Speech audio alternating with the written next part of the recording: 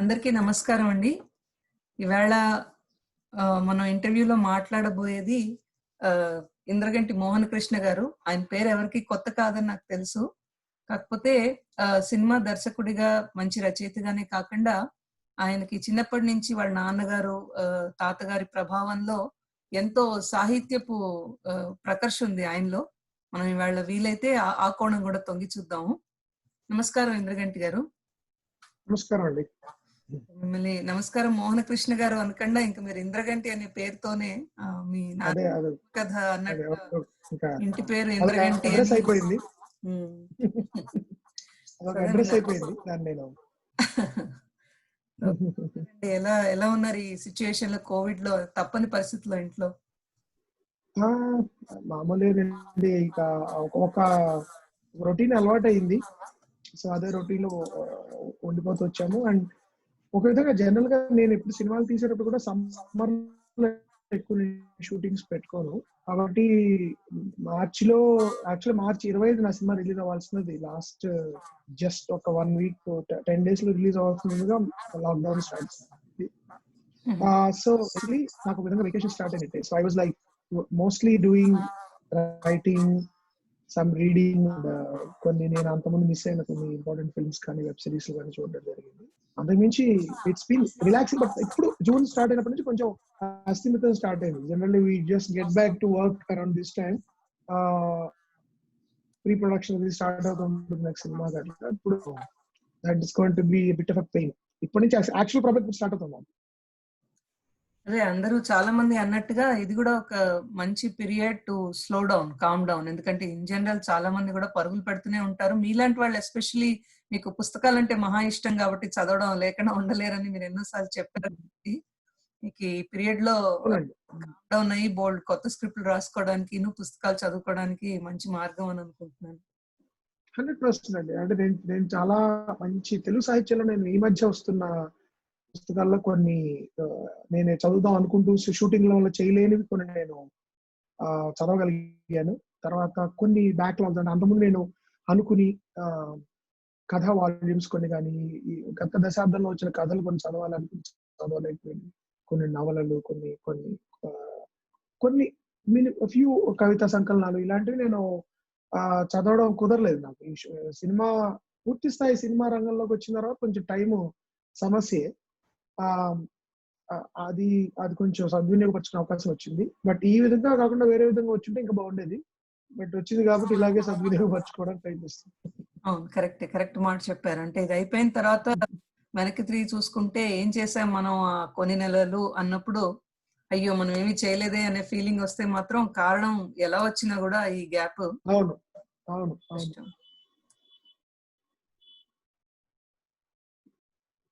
మీరు అదే కొంచెం వీలైతే మైక్ కి దగ్గర రండి, ఆడియో బ్రేక్ అవుతున్నట్టుంది. బట్ అదే ముఖ్యంగా సినిమా ఇప్పుడు ఓకేనా? ఇప్పుడు చాలా బెటర్ అండి. సినిమా పరిశ్రమ ద్వారా ఎక్కువ మందికి తెలిసినా కూడా, నేను ఎప్పుడు అంటూ ఉంటాను కదా, గాయకుడు తన పాటలో ఎక్స్ప్రెస్ చేసినట్టు, రైటర్ తన రచనలో చూపించినట్టుగా దర్శకత్వం, స్క్రీన్ ప్లే, డైలాగ్స్, ఈ సినిమా అనేది కూడా అండర్మైన్ చేయడానికి వీల్లేని ప్రోడక్ట్ కదండి. That is your expression. Especially director కి that is the only way he can express. So అందులో ఆలోచన తీరు, మైండ్ సెట్, ఆయన వ్యక్తిత్వం, ఆయన చిన్నప్పటి నుంచి పెరిగిన ఎదుగుదల తాలూకు ప్రభావం అన్ని కనిపిస్తూ ఉంటాయి నాకైతే. అంటే అనలైజ్ చేస్తే, చేయకుండా సినిమాలో చూసి వెళ్ళిపోతే ఇంకేం చేయలేము. బట్ నాకు కూలంకషంగా చూడడం ఇష్టం. ఏది బాగుంది, ఎందుకు బాగుంది, స్క్రీన్ ప్లే పరంగా అవన్నీ. సో నేను మీ సినిమాల్లో ఎక్కువ శాతం అదే. అంటే చాలా సంస్కారవంతమైన ప్రయత్నాలు అన్నమాట. అంటే సరదా ఉంటుంది, హాస్యం ఉంటుంది, అపహాస్యం ఉండదు. కానీ హాస్యానికి మధ్య బార్డర్ ఉంటుంది కదా. నేను ఎప్పుడు అంటూ ఉంటా, సిరివెన్నెలలో శృంగారానికి అశ్లీలానికి మధ్యలో లైన్ లో నుంచి రాస్తూ ఉంటారు ఆయన బ్రహ్మాండంగా. ఆ నుంచోడం సాగర్ సంగమంలో కమల్ హాసన్ లాగా నూతి మీద పడిపోకుండా మళ్ళీ ఇటు ఉండకుండా మధ్యలో నుంచున్నట్టుగా. It's very hard. ఎందుకంటే ప్రస్తుతం ఉన్న వ్యాపార ధోరణులు ఎక్కువ కదా సినిమాలకు ఎస్పెషల్లీ. హిట్ చేయాలంటే కొన్ని ఏవో ఫార్ములాలు ఉంటాయి, కొన్ని ఫాలో ఒక తప్పని ఉంటాయి. కానీ మనసు ఒప్పుకోదు కదండి చాలా వాటిలో. మంచి దర్శకులు అపహాస్యం చేయడానికి కూడా మనసు ఒప్పుకోదు. సో రీసెంట్ గా చూసిన అమీ తుమి చెప్పాను కదా, అది ఆల్మోస్ట్ నేను 20 సార్లు చూస్తుంటాను.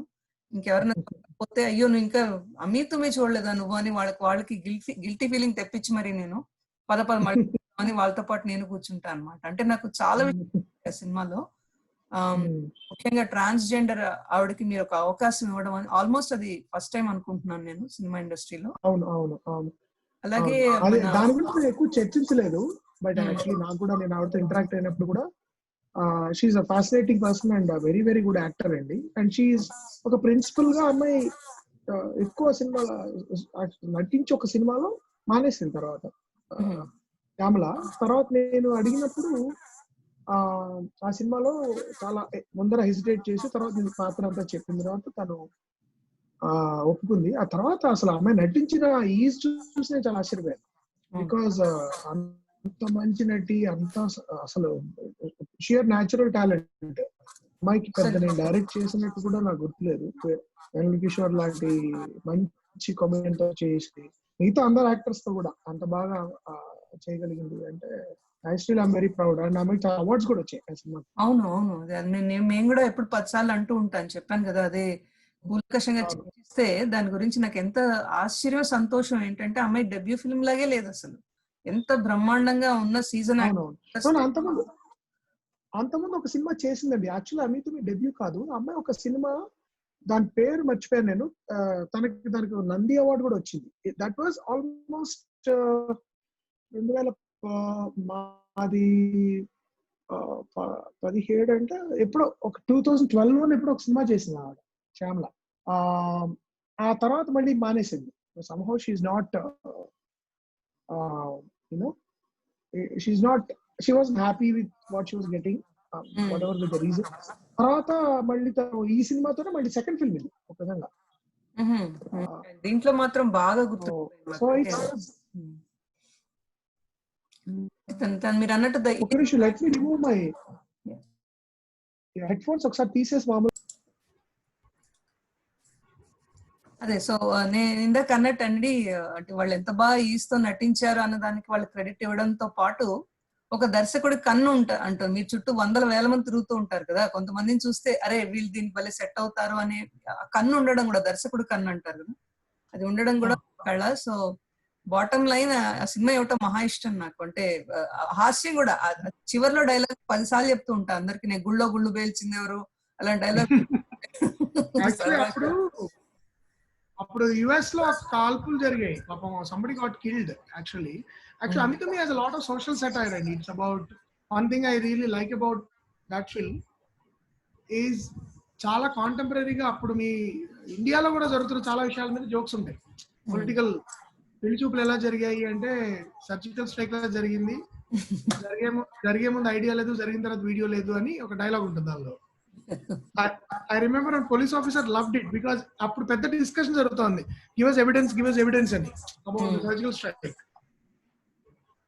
అది there was no video evidence of it. So అలాంటి చాలా జోక్స్ good actors ఇంకోటి కూడా నాకు బాగా అందులో స్టాండ్ అవుట్ గా నిన్నులా అయితే ప్రేమించగలను కానీ నన్నులా అయితే ప్రేమించలేనని. నేను నిన్నుగా ప్రేమించగలను కానీ నన్నుగా నా వల్ల కాదంటే చిన్న అంటే ఆ వర్డ్ ప్లేకి చాలా అవకాశం ఉన్న కథ అది. అవును అవును. అండ్ దెన్ చెప్పేవాళ్ళు కూడా ఉన్నారు, శ్రీనివాస్ అంటే అందరికి ఎగ్జాక్ట్లీ మంచి నటుడు. అవును చాలా మంచి, ఈజీ అవుతుంది. అవును. అండ్ దెన్ అడవిశేష్ కూడా ఇక్కడి నుంచే అండి, ఫ్రీమాంట్. అవునవును, ఐ నో హిమ్. అతను కూడా ఎంత ease of acting. Sesh actual Ashtachamma time నుంచి నాకు తెలుసు, అష్టాచమ్మకి ఈ audition. But Sesh was looking too fair and I had a completely different look in my hand. And na Sesh kanaka aa cinema casting ante nani anevade undedu kaadu asalu. Sesh was I found him too foreign and too fair at the time. ఆ పైగా ఇంకోటి ఏం చేశారు Sesh, if I am not wrong, Sesh sent me an audition where he played a Sardarji. ఖండా అనే ఒక film పంపించాడు. It's not a Telugu film, I think it's Hindi film, Khanda దాని పేరు. దానిలో ఈ ప్లేడ్ టర్బన్ అది ఉండి సర్దార్జీలో ఉంటాడు అనమాట. So that didn't allow me to judge him properly. Correct. But తర్వాత తను చాలా సినిమాలు తీసి తనకంటూ ఒక ఇది ఏర్పడిన తర్వాత ఎప్పుడు కలిసినప్పుడల్లా అంటూ ఉండేవాడు, sir I want to let's do film అని. Finally I got a chance work with him. Although actually it is a completely female driven film. అమితుమి హీరోయిన్ లో ఎక్కువ ప్రామినెన్స్ ఉంటుంది ఆ కథలో. ఎగ్జాక్ట్లీ. అంటే అసలు అదే ఆ సినిమాలో అందుకే అంటే వద్దనుకున్నా దాన్ని దాటి నేను ముందుకెళ్ళలేకపోతున్నాను. ఏంటంటే కారణం, అందులో ఎన్ని ఫ్యాక్టర్స్ ఉన్నాయి ఆ సినిమాలో. సినిమాగా మీరు చూస్తే అది మీరు అన్నారు కరెక్ట్, ఫిమేల్స్ కి రోల్ ఉన్న సినిమా అది. కంప్లీట్లీ ఈషా డ్రివెన్ మూవీ అది. తన ప్రకారం పక్కన తనికెళ్ళ భరణి గారి సరదా కామెడీ, వెన్నెల కిషోర్ గారి అదేంటంటే అది వ్యంగ్యం, ఆ సర్కాజం. ఆయన ఫ్యామిలీలో అది అబద్ధం కాదు, అలా జరుగుతుంది. అండ్ దెన్ ఆ చిన్న రోల్ వెన్నెల కిషోర్ గారు వాళ్ళ నాన్నగారు వేసిన చిన్న రోల్ వేసిన ఆయన కూడా ఎంత ఆయన ఆ చివరిలో గుళ్ళో పూజారి గాని వాళ్ళందరూ పేరెంట్స్ అలా అండం గాని. తర్వాత అమ్మాయికి కొత్త అమ్మాయి టీవీ సీరియల్ లో వేస్తుంది, అవసరాల గారి హీరోయిన్ గా వేసిన అమ్మాయి. అవునవును, ఆ అమ్మాయి అదితి జ్ఞాకల్. అవును, చక్కగా నటించింది. ఇంకా అవసరాల గారి గురించి చెప్పలేదు, ఆయన అసలు మామూలుగా ఆసమ్. అది అడవిశేషు వాళ్ళిద్దరు కూడా అది ఫిమేల్ ఓరియంటెడ్ లా అనిపిస్తున్న మూవీ అయినా కూడా ఎవరు అధిక ప్రశ్న లేకుండా ఎంత అవసరం అంత నవ్వుకుంటూ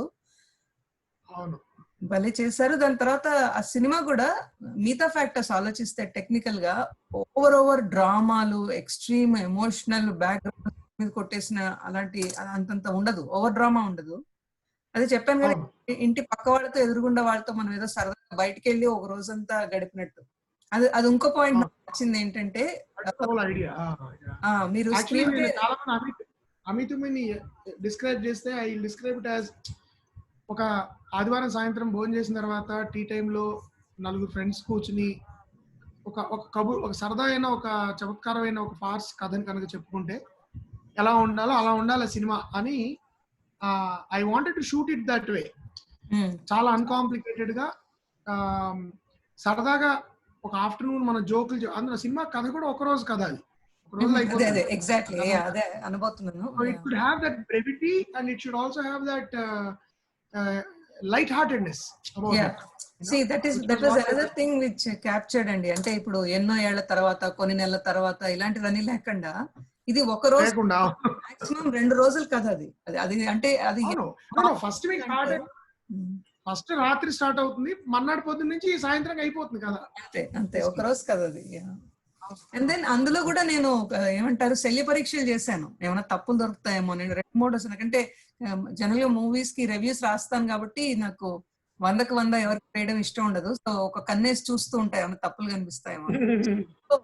స్క్రీన్ ప్లే లో నాకు మిస్సింగ్ డాట్స్ కొన్ని సినిమాల్లో అలా ఉంటుంది, డాట్స్ మిస్ అవుతూ ఉంటుంది, హ్యాంగ్లింగ్ గా మిగిలిపోతుంది. దీంట్లో మెచ్చుకోవాల్సిన విషయం ఏంటంటే మీరు అవి చాలా కాన్షియస్ గా కనెక్ట్ చేశారు. ఎలా అంటే ఇప్పుడు ఇందాక నుంచి ఈషా ఏమైంది, ఈ 2 గంటల్లో తనేం చేస్తోంది, ఇప్పుడు ఇలా చూపించారు ప్యారలల్ గా తను అక్కడ ఉంది కదా, ఏమన్నా చేయొచ్చు కదా అంటే తను ఏం చేస్తుందో ప్యారలల్ చూపించారు మీరు ఆ రూమ్ నుంచి బయటికి. అలాగే ఇప్పుడు ఇంత పెద్ద టెక్నాలజీ యుగంలో ఫోన్ ఎలా కుదరదు అని ఆ ప్రశ్న లోపల మీరు ఆ ఫోన్ తన ఇంట్లో మర్చిపోయి వస్తుంది, బయటకు వస్తే పనిచేయదు. సో మీరు అలాంటి చిన్న చిన్న వెతికాను ఏమైనా తప్పులు దొరుకుతాయేమో అని. కానీ మీరు అసలు ఆ స్క్రీన్ ప్లే చాలా బాగా కనెక్ట్ చేశారు, అందుకని చాలా ప్రత్యేక హాస్యం. మిమ్మల్ని కూర్చోబెట్టి మీ సినిమా గురించి మీకు నేను చెప్తున్నాను రివర్స్. పర్వాలేదండి, it's good to hear others speak also about it. Good. అది అలాగే అంతే ఇష్టమైంది నాకు సమ్మోహనం. అసలు ముందు మీరు పెట్టే పేర్లు అమీ తుమి అనగా అది ఏంటి తేల్చుకుందాం పదా అని నేను అందులో శ్రీవెన్నెల గారు కనపడితే ఆయన కూడా చెప్పాను, కట్టండి పుస్తకట్రా అని భలే రాశారు రైమింగ్. ఆయన తేలాలి అమీ బ్రహ్మాండంగా రాశారు. బట్ అలాగే సమ్మోహనం కూడా అసలు వినంగానే ఎంత మనోహరంగా ఉంది పేరు, ప్లెజెంట్ గా ఉంది అనిపిస్తుంది ఆ సమ్మోహనం అనే పదం వినంగానే. అండ్ దెన్ అగైన్ కూడా కొంచెం ఫస్ట్ లో అనుకున్నాను స్లోగా ఉందని, కానీ ప్రతిదీ ఫాస్ట్ గా చూడడం, ఫాస్ట్ గా పరిగెత్తడం అలవాటు అయిపోయిన జీవితంలో ఆగి కూల్ అయి చూడాల్సిన సినిమా అది అలాగే ఉండాలి ఆ పేస్.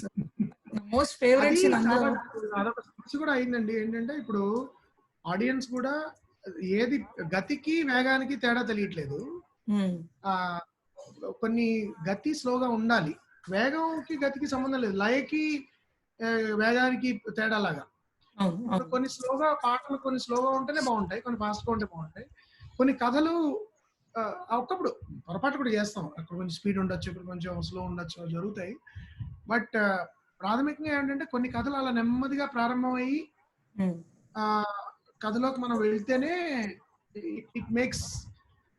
నేను చాలా తెలుగు సినిమాలు, కమర్షియల్ సినిమాలు చూస్తుంటాను. చాలా హడావిడిగా స్టార్ట్ అవుతాయి. ఎగ్జాక్ట్‌లీ. యాహ్! గందరగోళంగా ముందర పెద్ద బ్లాస్ట్ జరుగుతుంది. బట్ తర్వాత మీకు కానీ ఏం జరగదు. యాక్చువల్లీ ఒక అరగంట 40 నిమిషాలు కథ అంతే. పరంగా ఏం జరగదు. అవును. చాలా హడావిడి జరుగుతుంటుంది. అలాంటి సినిమాల కంటే ఈ స్టైల్ కొంచెం రిస్కీ. కొంతమంది ఆడియన్స్ కోల్పోతాం. ఈ మామూలుగా రెగ్యులర్ మెయిన్ స్ట్రీమ్ ఆడియన్స్ కొంతమంది ఏంటి అవును. స్లో అంటుంటారు. Because they don't know how to watch. అంటే ఒక ఎగ్జాక్ట్‌లీ. కథని క్లాస్. ఇన్వాల్వ్ అయ్యి చూడడం అనేది అలవాటు తప్పిచ్చేసాం మనం. అవును. అవును. కరెక్ట్. వెనక్కి మేము కూర్చుంటాం, మాకు కీప్ ఫీడింగ్ అస్ అనే ఒక ఇది ఎక్కువైపోయి హ్మ్. దానివల్ల ఏమవుతూ ఉంటుందంటే there is no subtlety in story telling, there is no engagement what is happening on screen. అసలు మనం కొంత అర్థం చేసుకోవడానికి కూడా ప్రయత్నించాలి అనే తీసేసి ఆడియన్స్ అనేవాళ్ళు దద్దమ్మలు, వాళ్ళు అన్ని స్పూన్ ఫీడ్ చేయాలి మనం. ప్రతి ఒక్కటి చెప్పాలి. నా మనసులో జరుగుతుంది కూడా మొత్తం చెప్తూ అలా చేసేసి వాళ్ళని అలవాటు చేయడం వల్ల కూడా ఏమైందంటే కొంతమంది ఆడియన్స్ కి స్లోగా అనిపిస్తాయి కొన్ని సినిమాలు. కరెక్ట్ వాక్యం మీరు ఏ పదం వాడాలో అది చెప్పారు. ఏంటంటే నేను అడగాలనుకున్న ప్రశ్నకి నా 2 వాక్యాల్లో జవాబు వచ్చేసింది. ఏంటంటే ఆడియన్స్ ని ఒకే మోసలో 10 సినిమాలు చూపించాం అనుకోండి, ఇలాగే చూడాలి, ఇలాగే ఉంటాయి తెలుగు సినిమాలు అంటే అని మనం డెఫినేషన్ ఇచ్చేసాం. దాని మీరు ప్రాక్టికల్ సినిమాలు తీస్తే యాక్సెప్ట్ చేయరు. పోనీ డిఫరెంట్ కాదు, మీరు తీసిన సినిమా ప్రాక్టికల్ అనుకోండి ఫర్ ఎగ్జాంపుల్. ఇప్పుడు గాల్లో టాటా సుమోలు లేవడం ఇంప్రాక్టికల్ అని అందరికి తెలుసు, కానీ అలాంటివి 10 చూసిన మీరు మీ ఆ సమ్మోహనంలో ఎందుకంత స్పెషల్? అది కూడా 2-3 సార్లు ఎందుకు చూసానంటే, ఒకసారి క్యారెక్టర్ పరంగా, ఒకసారి స్క్రీన్ ప్లే పరంగా నచ్చిన సినిమాలు 2-3 సార్లు చూడడంలో ఒక అందం ఉంది. అది కూడా అండి, ప్రేమ ఎలా నడి రోడ్డు మీద బస్ స్టాప్ లో ఒక అమ్మాయిని చూస్తే పుడుతుంది? పుట్టదు అది. సో ఈ సినిమా సమ్మోహనానికి సపోజ్ ఆ బ్యాక్గ్రౌండ్ మ్యూజిక్ కూడా ఎంత బాగా దోహదపడిందో నాకు అనిపిస్తుంది. ఏంటంటే అండ్ దెన్ ఇన్ని కథలు వచ్చేసాయి కదా, నేను అది ఇంకోటి గమనిస్తూ ఉంటా, తెలుగు సినిమాల్లో కొత్తగా ఏమైనా చెప్తారా అని. ఎప్పుడు చూసినా బస్ స్టాపుల్లో ప్రేమలు, పక్కింటి వాళ్ళ ప్రేమలు, ఎదురింటి వాళ్ళ ప్రేమలు, ఇవి విసుగొచ్చేసి ఉంటే అందులో మీరు తీసుకొచ్చిన ఎంత బాగుందో, ఎవరికో షూటింగ్ అద్దెకిస్తే ఆ సెలబ్రిటీ అబ్బాయికి మధ్య అనేది ఇప్పటివరకు అయితే నేను చూడలేదు అలాంటి కథ. అంటే అవునవును, దట్స్ న్యూ ఐడియా అండి. నేను గోల్కొండ హై స్కూల్ అనే సినిమా షూటింగ్ ఒకళ్ళ ఇంట్లో చేసినప్పుడు వాళ్ళందరూ సెలవు పెట్టి ఇంట్లో ఉండిపోయారు సినిమా షూటింగ్ అని. అక్కడి నుంచి నాకు ఐడియా 2011లో 12లో నేను రాసుకున్న ఐడియా ఇది. ఎలా ఉంటుంది అసలు ఆ ఇల్లు అద్దెకిచ్చిన వాళ్ళ పాయింట్ ఆఫ్ వ్యూ నుంచి కథ తీస్తే ఎలా ఉంటుంది, వాళ్ళ సినిమాని ఎలా చూస్తారు, సినిమా రంగం పట్ల వాళ్ళకున్న అభిప్రాయాలు ఏమిటి, సినిమా నటుల పట్ల ఉన్న అభిప్రాయాలు ఏంటి, కొన్ని దురభిప్రాయాలు ఏంటి, వాళ్ళలో తండ్రి ఒక పాత్ర కనుక ఇలా సినిమా అంటే ఇష్టం ఉండి నటుడు అవుదాం అవలేకపోయినా పాత్ర ఉంటే ఎలా ఉంటుంది అని అలా అక్కడి నుంచి అల్లుకుంటూ రావడం జరిగింది. బట్ ఐడియా నిజంగా అక్కడ మాకు ఇల్లు ఇచ్చిన వాళ్ళ ఆవిడ, ఆ అమ్మాయి వాళ్ళ ఏమంటారు, వాళ్ళ ఒక డాటర్, ఆ అమ్మాయి, వీళ్ళందరూ మమ్మల్ని ఎంత ఫ్యాసినేటెడ్ గా మేము చేసే పనిని చూసారు అనే దాని నుంచి పుట్టిన ఐడియా. అదే అంటున్నా, అది మళ్ళీ ముఖస్థుతి చేయక తప్పడం లేదు. ఏంటంటే ఆ ఐడియా ఎంత ఇన్నోవేటివ్ గా ఉంది చూడండి. జనరల్ గా మోస్ట్ ఎలా ఉంటుంది, మనం సినిమా యాక్ట్రెస్ వ్యూ లో చెప్పుకుంటూ పోవడం, లేకపోతే ఎంతసేపు హై లెవెల్ సెలబ్రిటీస్ ఈగోలే తప్ప, ఇది కొత్త పర్స్పెక్టివ్ కదా. ఇల్లుకి అద్దెకిచ్చిన వాళ్ళ మనసులో ఏముంది అన్నది కొత్త పర్స్పెక్టివ్ ఆబ్వియస్ గా. సో మీరు అక్కడ కూడా బాగానే బ్లెండ్ చేశారు కదా. నరేష్ గారి పాత్ర ఎంత హాస్యం చేస్తుందో అదేమి అనిపించలేదు, సబ్జెక్ట్ కి బయట అనిపించలేదు. And is not a joker also. ఆయన సటిల్ మూమెంట్స్ ఉంటాయి, ఆయన బాధలు, ఆయనకున్న అసంతృప్తులు, ఆయనకున్న ఏమిటి నేను జీవితంలో is looking for some sort of artistic fulfilment, అది రావట్లేదు. ఇవన్నీ కూడా మీకు add a lot to the character. And actually చాలా మంది సమ్మోహనం సెకండ్ హాఫ్ కొంచెం స్లో అండి అంటారు. నాకు అసలు actually first half second half అనే ఈ క్యాలిక్యులేషన్ నేను ఎప్పుడు మనం ఇంటర్వెల్ ఇవ్వాలి కాబట్టి ఇస్తాను తెలుగు సినిమా. ఎందుకంటే నాకు జనరల్ గా రాసేటప్పుడు నేను ఇంటర్వెల్ పాయింట్ అని రాయడం ఎప్పుడు జరగదు. అది సినిమా తీసినప్పుడు ఏదో ఒక మంచి సన్నివేశము ఎంచుకుని ఇంటర్వెల్ ఇవ్వడం జరుగుతుంటుంది నా వరకు నాకు. బికాస్ యూజువల్ కథలో ఎక్కడో చోటి మామూలుగా మన అమ్మమ్మ మనకు చెప్పే కథలో కూడా ఒక మిడ్ యాక్ట్ పాయింట్ అని ఒకటి ఉంటుంది, ట్విస్ట్ అది. అయితే ఈ సమ్మోహనం దగ్గరికి వచ్చినప్పుడు ఏంటంటే యాక్చువల్లీ మీరు గమనిస్తే నిజానికి అది తండ్రి కథ, వీళ్ళ కొడుకుది కాదు అది సమ్మోహనం. మీకు స్క్రీన్ ప్లే గ్రామర్ ప్రారంభిస్తే తండ్రి ఇల్లు ఇవ్వడంతో స్టార్ట్ అవుతుంది కథ యాక్చువల్లీ. ఆ తర్వాత అతనికి కొడుకుతో ఇష్టం లేకపోవడము, ఆ కొడుక్కి సినిమాల పట్ల ఇష్టం లేకపోవడం అంతా జరిగి సినిమా స్టార్ట్ అయిన దాదాపు అరగంటకు కానీ సమీరా అనే అమ్మాయి ఎంటర్ అవ్వదు సినిమాలో కథలోకి. ఎంటర్ అయిన తర్వాత అది ప్రేమ కథ కింద మారి ఉంటుంది. సో సెకండ్ హాఫ్ ఏమవుతుందంటే ఈ ప్రేమ కథ కొంచెం అలా పక్కకి వెళ్ళి తండ్రి ముందుకు వస్తాడు. తండ్రి సినిమాకి వెళ్ళడం, తండ్రి తన సీన్ లేకపోవడం, కానీ దానికి కూడా ఇతని కథ ప్యారలల్ గా నడుస్తూ ఉంటుంది. సుధీర్ది తన సీన్, అమ్మాయి తన డైలాగ్స్, అమ్మాయి కాపీ కొట్టేయడం ఇవన్నీ జరుగుతాయి. బట్ కొంచెం ప్యారలల్ గా రెండు కథలు నడుస్తాయి. అలా చూడడం మనకి, నేను వన్ థింగ్ సంభవం చూసిన, అలా చూడడం అసలు శ్రద్ధగా సినిమా చూడడం అనే అలవాటు పోయింది మనకి. ఒకప్పుడు కొన్ని డైలాగ్స్ మీకు పాత మాయాబజారు, అప్పచేసి పప్పుకుళ్ళు అలాంటి డైలాగులు రాస్తే అసలు ప్రేక్షకులు అర్థం చేసుకుంటారా అంత నమ్మకంగా వాళ్ళు నమ్మారు ఆడియన్స్ ని.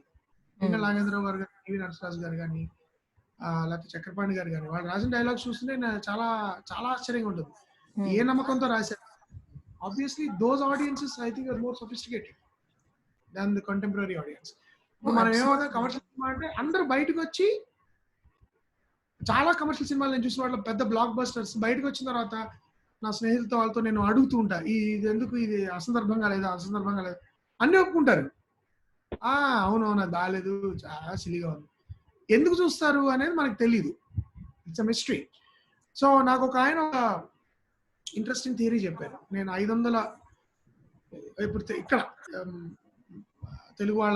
ఇక్కడ ఉండే తెలుగు వాళ్ళ మెంటాలిటీ ఎలా ఉండొచ్చు అంటే, బహుశా బికాస్ సినిమాకి వెళ్ళడం అనేది చాలా ఎక్స్పెన్సివ్ ప్రాసెస్ అయిపోయింది కాబట్టి, ఒక 200 కోట్ల సినిమా అంటే నేను 150 రూపాయలు ఇచ్చి చూడొచ్చు. It's worth my money if it is a very big film, if it's a spectacle, if it is kind of giving me this otherworldly experience. But మన ఇంటి పక్కనే జరిగిన కథ 2 కోట్లు 3 కోట్లు తీసారంటే ఆ టీవీలో వచ్చినప్పుడు చూసుకుందాంలే, ఆ ఓటీటీలో వచ్చినప్పుడు చూసుకుందాంలే, ఎందుకంటే అంత 2 కోట్ల సినిమాకి నేను ఇప్పుడు 150 రూపాయలు ఇవ్వాలా అని ఒక విచిత్రమైన ఒక లాజిక్ కూడా ఉందని ఒక producer argued with me, which I thought probably is to some extent true. Because people are going out, చాలా కష్టపడి 4 వెళ్ళారంటే వాళ్ళకి 2,000-3,000 రూపాయలు అవుతున్నాయి. 1,500-2,000 రూపాయలు అయిపోతుంది, including food and all. So they are looking at it, is it worth. So వాళ్ళకేంటి, ఏ క్షణం ఎక్సైట్మెంట్ తగ్గుతోందని డౌట్ వచ్చినా స్లో అయిపోయిన సినిమా అంటారు. Their perception of excitement. So ఒక దశాబ్ద కాలంగా మనం ఒక టైప్ ఆఫ్ సినిమా, నాకు బాగా గుర్తు 2001లో నేను టొరంటో నుంచి వచ్చి ఇక్కడ స్టూడియోలో మామూలుగా నిర్మాతలు కలుస్తున్నప్పుడు నాకు చాలా తరచుగా ఒక మాట వినబడింది ఏంటంటే, ఆడియన్స్ కి అసలు ఆలోచించే టైం ఇవ్వకూడదండి మీరు. లాజిక్ వాళ్ళు ఆలోచించకూడదు, ఆలోచించే టైంలో అయిపోవాలి సినిమా అంటే. నాకు అనిపించేది, ఎందుకు అంత భయపడుతూ ఆడియన్స్ ఎక్కడ దొరికిపోతామని ఎందుకు సినిమా తీయాలి అసలు. 2, అంత అర్జెంట్ పని ఉన్నవాడు అసలు ఆడియన్స్ సినిమాకి ఎందుకు రావాలి? ఇప్పుడు నేను సినిమా చూసి అర్జెంట్ గా బయటకు వెళ్ళిపోవాలి, తొందరగా కంప్లీట్ చేయండి, అంత అర్జెంట్ ఉన్నవాడు ఆ పని చూసుకోవచ్చు కదా. ఇప్పుడు ఇక్కడికి వచ్చి నాకు తొందరగా సినిమా తీయమంటాడేంటి? ఆ కథ బట్టి సినిమా ఉంటుంది. నేను కూర్చున్నప్పటి నుంచి నాకు తొందరగా అయిపోవాలండి, నేను ఇంటికి వెళ్ళిపోవాలండి అనేవాడు అసలు సినిమాకి రాకూడదు. ఆ పని చూసుకోవడం బెటర్. సో సినిమాకి వెళ్ళడానికి, సర్కస్కి వెళ్ళడానికి, సినిమాకి వెళ్ళడానికి, పబ్కి వెళ్ళడానికి, బార్కి వెళ్ళడానికి తేడా ఉండాలంటే ఇది ఒక జీవిత అనుభవం. అది ఏ జోనర్ అయినా అవ్వచ్చు. నేను సినిమా తీశాను, చాలా మంది they are all going to be surprised by it because it's an action film, it's got action sequences, it's got considerable amount of violence which నా సినిమాలో ఎవరు చూసిండ్రు ఇప్పటి వరకు. But it's a genre. ఒక అలాంటి కథ, కొంచెం డార్క్ కథ. ఆఫ్ కోర్స్ దానిలో మళ్ళీ హాస్యం ఉంటుంది, రొమాన్స్ ఉంటుంది, అన్ని ఉంటాయి. But it is also very different story. So ఆ కథని ఎలా చెప్పాలో అలా చెప్పాలి, సమ్మోహనం ఎలా చెప్పాలో అలా చెప్పాలి. ఈ జానర్ని, రకరకాల కథల్ని రకరకాలుగా చూడడం అనే అలవాటు మనకి గత కొద్ది కాలంగా పోయి, ఏ సినిమా తీసినా మీరు అది హడావిడిగా, కంగారుగా, ఇప్పుడు చివరికి వచ్చేటప్పటికి ఉండరు. నాకు సినిమాకి ఎండింగ్ వచ్చేటప్పుడు తొందరగా ముగించాలని కంగారులో ఉంటారు మా వాళ్ళు. ఎడిటింగ్ లో కూడా ఉండరు సార్, లేచిపోతారు సార్. లేచిపోయింది సార్ వాళ్ళని. ఇప్పుడు లేచివాడు ఇక్కడ మాయమైపోయి పార్కింగ్ లో ప్రత్యక్షం వాడు కదా, వాడు ఇక్కడ నుంచి ఎగ్జిట్ వరకు నడుచుకెళ్ళాలి. నడుచుకెళ్లే టైంలో మీరు రెజల్యూషన్ ఇవ్వాలి ఆడియన్స్ కి. It's a courtesy. ఇది ఆడియన్స్ అని మాకు స్క్రీన్ రైటింగ్ లో చెప్పేవాళ్ళు. ఏ సినిమా మీరు చూడండి టక్ విలన్ చచ్చిపోగానే ది ఎండ్ అని వేయడు ఎవడు, అంతే కదా. మళ్ళీ నార్మల్ అయింది జీవితము, వాళ్ళు పెళ్లి చేస్తున్నాడు, ఏదో చేసుకున్నాడు, ఏదో they try it even in commercial film. So ఒక అన్హోలీ హరీ ఒకటి వచ్చింది ఫిల్మ్ అప్రిసియేషన్ లో కానీ వ్యూయింగ్ లో కానీ. అది పోతే మనం we can have more interesting films. Absolutely. అంటే I cannot agree with you more than what అన్హోలీ హరి అనేది. ఎంత అంటే మీరే చెప్పారు, మళ్ళీ అగైన్ ప్రశ్న వేయాల్సిన అవసరం లేకుండా మీరు చెప్పినవన్నీ ఎలా కవర్ అయిపోయాయి అంటే వాళ్ళకి సత్తా మీద నమ్మకం ఉంది. అంటే ఇదివరకట్లా కొద్ది గొప్ప ఆడియన్స్ కి బ్రెయిన్ పెరిగి మేము ఆలోచించగలుగుతాం అనే నమ్మకం కుదిరి చాలా వాళ్ళకి అవకాశం. ఇప్పటి వరకు ఆడియన్స్ తెలివితేటలు నమ్మి వాళ్ళ కోసం తీసిన సినిమా మేబీ 1%, 0.5% మేబీ ఫెయిల్ అయి ఉంటాయండి, వేరే కారణాలు. థియేటర్స్ దొరకో, లేకపోతే కొన్ని జెన్యున్ గా అహెడ్ ఆఫ్ టైమ్స్ ఉండి అర్థం కాకపోవడం వల్ల. బట్ చాలా తక్కువ అది. I can give you examples of all good, but blockbusters అవ్వకపోవచ్చు బికాస్ ఆ కల్చర్ మనకి ఇంకా రాలేదు. లార్జర్ స్కేల్లో ఇంటెలిజెంట్ గా అంటే ఎక్కువ మందికి అప్పీల్ అయ్యే సినిమాలు తీసే సంస్కృతి నెమ్మదిగా వస్తుంది. కానీ ఒక కొత్త రకమైన ప్రయోగం పక్కాగా చేసినప్పుడు తెలుగు ఆడియన్స్ మెంబర్స్ దాన్ని తిప్పికొట్టిన అనుభవం అయితే నాకు లేదు, నేను చూడలేదు. అంటే అదే మీకు నేను చెప్పక్కర్లేదు, మీకు నా కన్నా అనుభవాలు కూడా ఎక్కువ ఉన్నాయి. కానీ ఇక్కడ మీరు అన్నట్టు ఏంటంటే ఆ ఎక్స్పెరిమెంటేషన్ చేయడానికి ఎందుకు దమ్ములు లేవంటే obviously finance and time are involved అనిపిస్తుంది నాకు. అంటే ఇప్పుడు ఎక్కువ మంది దాన్ని ఇప్పుడు సినిమా తీసి లాభాలు పొందాలనుకున్న ప్రొడ్యూసర్ వ్యాపార ధోరణికి, ఎక్స్పెరిమెంట్ చేయాలనుకున్న దర్శకుడి పర్స్పెక్టివ్ కి వీటన్నిటికీ క్యాష్ ఉంటుంది కదండి. మీరు అన్న పాయింట్ కంప్లీట్లీ కరెక్ట్. మీరు సినిమా నాకు చాలా ఇష్టం. నాకు మెయిన్ స్ట్రీమ్ సినిమా చూసినప్పుడు ఎక్కువ భయం వేస్తుంది. ఏ ధైర్యంతో ఈ సినిమా తీశారు అంటే, ఇన్ని లోపాలుండి ఇన్ని అసందర్భపు సన్నివేశాలు ఉన్న సినిమాలు కొన్ని ఆడుతూ ఉంటాయి, మనకు కూడా తెలియదు. కొన్ని కాదు ఏంటంటే ఒక స్టార్ అట్రాక్షన్ ఏదో ఉంది, ఒక ఇర్రెస్పాన్సిబుల్ ఎంటర్టైన్మెంట్ ఉంది, మీరు ఎంగేజ్ అవ్వక్కర్లా. ఇప్పుడు మీకు ఎంగేజ్ అవ్వడం అనేది శ్రమ. ఇప్పుడు సినిమాలో మిమ్మల్ని కథలోకి లాగి నువ్వు కూడా పార్టిసిపేట్ చేయరా అంటే, అబ్బా ఇప్పుడు ఏదో తొందరగా చెప్పరా, పెద్దగా నన్ను ఆలోచించకుండా నువ్వు ఏదో చెప్పి పాట పాడు, డాన్స్ చేయవు, ఫైట్ చేయి, ఇది ఒక కామెడీ నవ్వించు కాసేపు మమ్మల్ని. ప్రతి ఒక్కళ్ళు ఇంకొక విచిత్రం ఏం చెప్తుంటారు, నాకు ఎందుకు వెళ్తానండి నేను సినిమాకి, అన్ని కష్టాలు మర్చిపోయి ప్రశాంతంగా నేను అన్ని మర్చిపోవడానికి సినిమాకి. అన్ని మర్చిపోయాడు అసలు సినిమాకి రాకూడదు. Go to pub and get drunk, why do you want to come to movie? And ఇంకోటి, ప్రపంచంలో తెలుగు వాళ్ళే మిగతా వాళ్ళు అందరికంటే కష్టాలు ఎక్కువ పడుతున్నట్టు, ఇప్పుడు మలయాళం వాళ్ళు కూడా అన్ని కష్టాలు పడుతున్నాడు కదా జీవితాలు, మరి వాడు ఎందుకు అలాంటి సినిమాలు చూసి అప్రిషియేట్ చేస్తున్నాడు? తమిళుడు ఎందుకు అప్రిషియేట్ చేస్తున్నాడు? తెలుగు వాళ్ళే ప్రత్యేకంగా అన్ని కష్టాలు మర్చిపోవాల్సిన అవసరం తెలుగు వాళ్ళకి ఎందుకు వచ్చింది అనేదానికి it's an illogical thing. There is no logical explanation. అది ఆడియన్స్, మన అసమర్థతను ఆడియన్స్ మీద రుద్దడం అది. అండ్ ఎప్పుడు ఆడియన్స్ మాకు ఇది కావాలి అనేది ధారణ. ఇప్పుడు మాకు మీరు ఐటమ్ సాంగ్లు పెట్టండి, ఇవి పెట్టండి, భూజోగులు పెట్టండి, ఆడియన్స్ ఎప్పుడు ధర్నాలు చేయలేదు కదా. Film makers created the taste. Film makers వాళ్ళకున్న ప్రెడిలిక్షన్స్, వాళ్ళకున్న సరదాలు, వాళ్ళకున్న పర్వర్షన్స్ ని క్రియేట్ చేసి ఒక టేస్ట్ క్రియేట్ చేస్తారు. It's always the artist who create the taste, never the other way round in any art form. So మనం ఎంత ఇంట్రెస్టింగ్ టేస్ట్ క్రియేట్ చేస్తున్నాము అనే దాన్ని బట్టి ఆడియన్స్, ఇప్పుడు మీరు ఒక టైప్ ఆఫ్ హ్యూమర్ ని కొంతకాలం నడిపితే దానికి అలవాటు పడతాడు వాడు.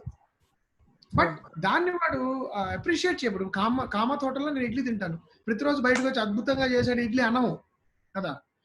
It's like a routine thing, it's a standard fair అంటాను చూడండి కొన్ని థింగ్స్ అలా ఉంటుంది. But thing is when something special comes. Recent గా బ్రోచేవారు ఎవరు సినిమా వచ్చింది, ఏజెంట్ సాయి శ్రీనివాస్ ఆత్రేయ సినిమా వచ్చింది, అలా ఒక 2-3 సినిమా, పెళ్లి చూపులు తరుణ్ భాస్కర్ వచ్చింది. And all those films are very much appreciated by the audience. నేను ఈ మధ్యలో చూసిన మూవీ అంటే ఏజెంట్ సాయి శ్రీనివాస్ ఆత్రేయ అండి. I'm like head over heels fan of Naveen Polishetty. అసలు బ్రిలియంట్ యాక్టర్. అలాంటి అబ్బాయి ఈ still at the outer ring road of Telugu industry. Actually నేను అంతకుముందు ఆ తర్వాత సినిమాకి నవీన్ పోలిశెట్టిని నేను ఆడిషన్ చేసి అతను సెలెక్ట్ చేసిన తర్వాత నిర్మాతలు కొంచెం అంటే అతను కొత్త అబ్బాయి అయిపోయాడు, హీరోయిన్ కూడా కొత్త అమ్మాయి, ఇతను కూడా కొత్త అతను, మార్కెటింగ్ కష్టం అవుతుందేమో అని చెప్పి we had to put him aside. Something I'm very guilty about to this day. తనతో అంటూ ఉంటాను నవీన్ అంటూ ఉంటాడు, సార్ లేదు మనం ఎప్పుడేం చేయాలి. I want to really work with Naveen Polishetty because is a truly brilliant actor. మామూలు బ్రిలియన్స్. So brilliant. అతను ఆడిషన్ చేసినప్పుడు I was like completely bowled over అనమాట. సో అట్లాంటి సినిమాలు ప్రయత్నించినప్పుడు చిన్న సినిమా అది ఏజెంట్ సాయి శ్రీనివాస్ ఆత్రేయ, టేక్ అడ్యూసేష్ క్షణం కానీ, లేకపోతే అట్లీస్ట్ ఎవరు is a remake of Spanish film. You take a film like Chanam, you take a film like Gudachari, they are all actually not very big budget films. No, అది నేను అసలు నేను ఎప్పుడు అంటూ ఉంటా, పాస్ట్ 1-2 years లో నేను చూసిన బెస్ట్ మూవీస్ అంటే క్షణం, ఏజెంట్ సాయి శ్రీనివాస్ ఆత్రేయ. అడవిశేష్ కూడా అంతే, ఆయన రైటర్ గా ఆ సినిమా తీసి నేను అసలు క్షణం చూసారా అంటూ ఉంటాయి ఈ మధ్యలో. బెస్ట్ సినిమాలు ఏంటంటే అందులో he dominated himself as a writer more than trying to showcase himself as a hero. Because that is ఆ డ్యూడల్. ఇప్పుడు మీరు దర్శకుడిగా ఉన్నప్పుడు మీరు ఏదో గెస్ట్ రోల్ చేస్తున్నారు అనుకోండి సినిమాలో, you take a judgement as a director first. మీరు అంతేగాని కనపడాలి స్క్రీన్ మీద అనే ఆరాటం మిమ్మల్ని డామినేట్ చేస్తే మీ ఏదుందో అది ఉండదు కదండి, అది ఓవర్ రైడ్ అయిపోతుంది. అంటే అదే నాకు ఇవన్నీ మీరు చెప్తున్న పేర్లు నాకు ఎంత సంతోషంగా ఉంది, ఎందుకంటే మీరు దర్శకుడు బేసికలీ కొత్త రకమైన ప్రయత్నం చేసి అది సరిగ్గా చేసినప్పుడు. కొంతమంది ఇంకో సమస్య ఉందండి, మేము కొత్తగా ప్రయత్నించాం అది ఎవరు చూడట్లేదు అని అన్నప్పుడు ఆ సినిమాలు మీరు జాగ్రత్తగా చూస్తే అవి సరిగ్గా ఉండవు. Well crafted or badly written. ఉద్దేశము ఐడియా కొత్తది మంచిదై ఉండొచ్చు, బట్ ఎగ్జిక్యూషన్ లో దెబ్బ కొట్టినప్పుడు ఆడియన్స్ చూడరు. బికాస్ ఇంకోటి మీ ఉద్దేశం, నేను ఇప్పుడు చైల్డ్ ప్రాస్టిట్యూషన్ సినిమా తీస్తానండి, నా దగ్గర కొంతమంది వచ్చి సార్ మాకు కమర్షియల్ మంచి అవార్డు సినిమా తీసి పెట్టండి సార్ అనేవారు. అవార్డు సినిమా ఉండదండి, మీరు సినిమా తీస్తే అది బాగుంటే దానికి అవార్డు రావచ్చు. కమర్షియల్ సినిమా అనేది ఎలా లేదో అవార్డు సినిమా కూడా లేదు. You commercialise it, anything can be commercialised. We don't say commercial music, commercial painting, commercial literature అని ఎలా అనము.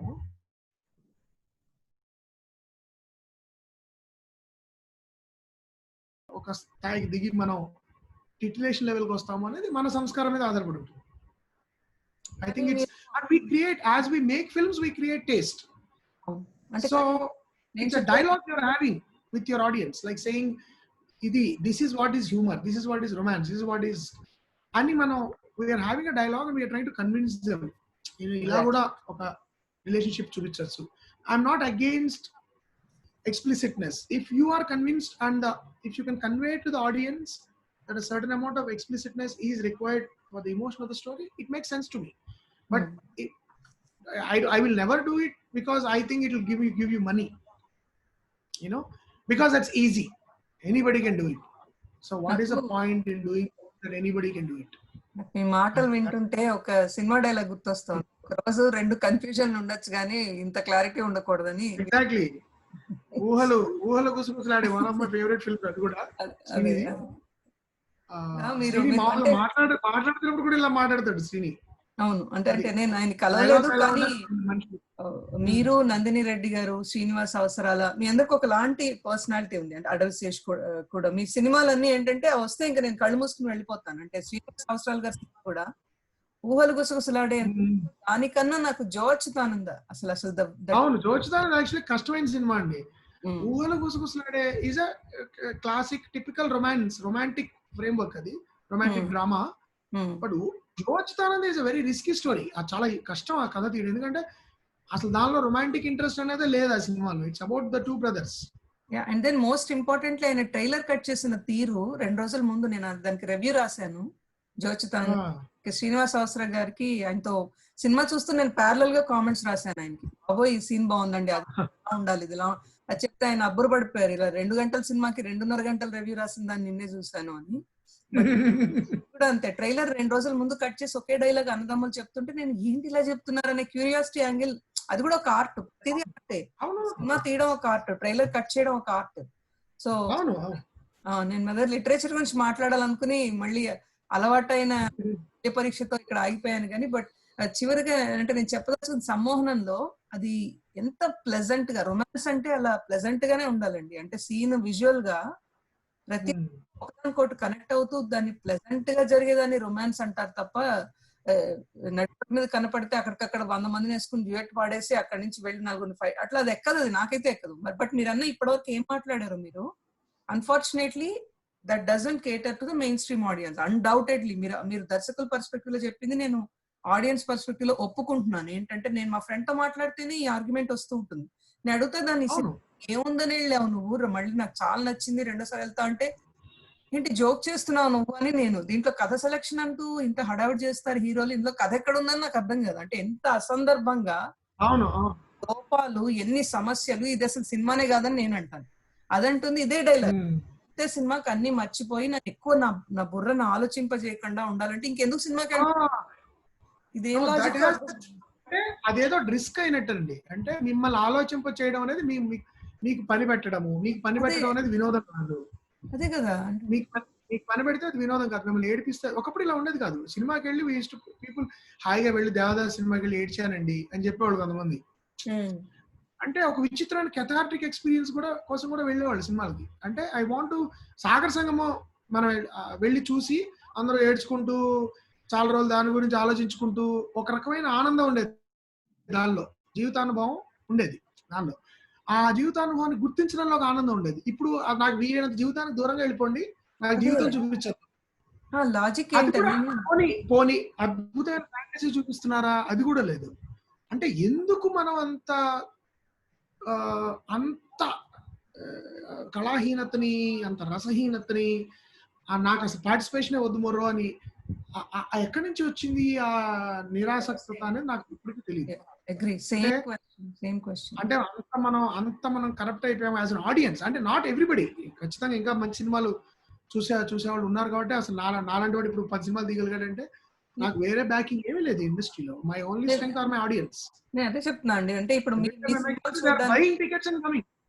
మీ సినిమాలు చూడడానికి ఇప్పుడు ఇందాక చెప్పిన లిస్ట్ చెప్పాను కదా, నందిని రెడ్డి గారిది కానీ, అడవిశేష్ గాని, శ్రీనివాస్ అవసరాల, ఇప్పుడు కొత్తగా టాక్సీ వాళ్ళ అని ఒక సినిమా చూసాను అనుకోకుండా, నాకు చాలా నచ్చింది అది. అంటే ఒక టేస్ట్, అంటే ఇది మెయిన్ స్ట్రీమ్ వాళ్ళు ఎందుకు ఫిట్ అవ్వరు అంటే మీరు అన్ని పాయింట్లు కరెక్ట్. వాళ్ళకి ఏమిటా లాజిక్ నాకు అర్థం కాదు. సినిమాకి వెళ్తే వాడకూడదు, లేకపోతే పక్కింటి వాడి స్టోరీ చూడడానికి $200 ఎందుకు, అంటే ఏమిటి కనపడాలి అంటే పోనీ అంతరిక్షం గురించి చూపించామనుకోండి, నీకు రోజు స్టోరీ వద్దు కదా, అదే పక్కింటి వాడి స్టోరీ వద్దన్నావు కదా అని అంతరిక్షం పెడితే అది ఎక్కదు. అవును, అంటే లార్జర్ దెన్ లైఫ్ స్టోరీస్ కూడా ఉండొచ్చు, but I'm not saying that's bad. All of us want to do fantasies and all that. But నేను అనేది ఏంటంటే మీరు 6 ఫైట్లు 6 పాటలు పెట్టి కూడా మంచి కథ తీయచ్చు. ప్రాబ్లం అక్కడ వస్తుంది. ఐఎమ్ నాట్ అగైన్స్, మీరు పెట్టండి, మీకు మీ హీరో డాన్స్ బాగా చేస్తాడు చేయనివ్వండి, it's also art. I don't mind watching very good dance performance.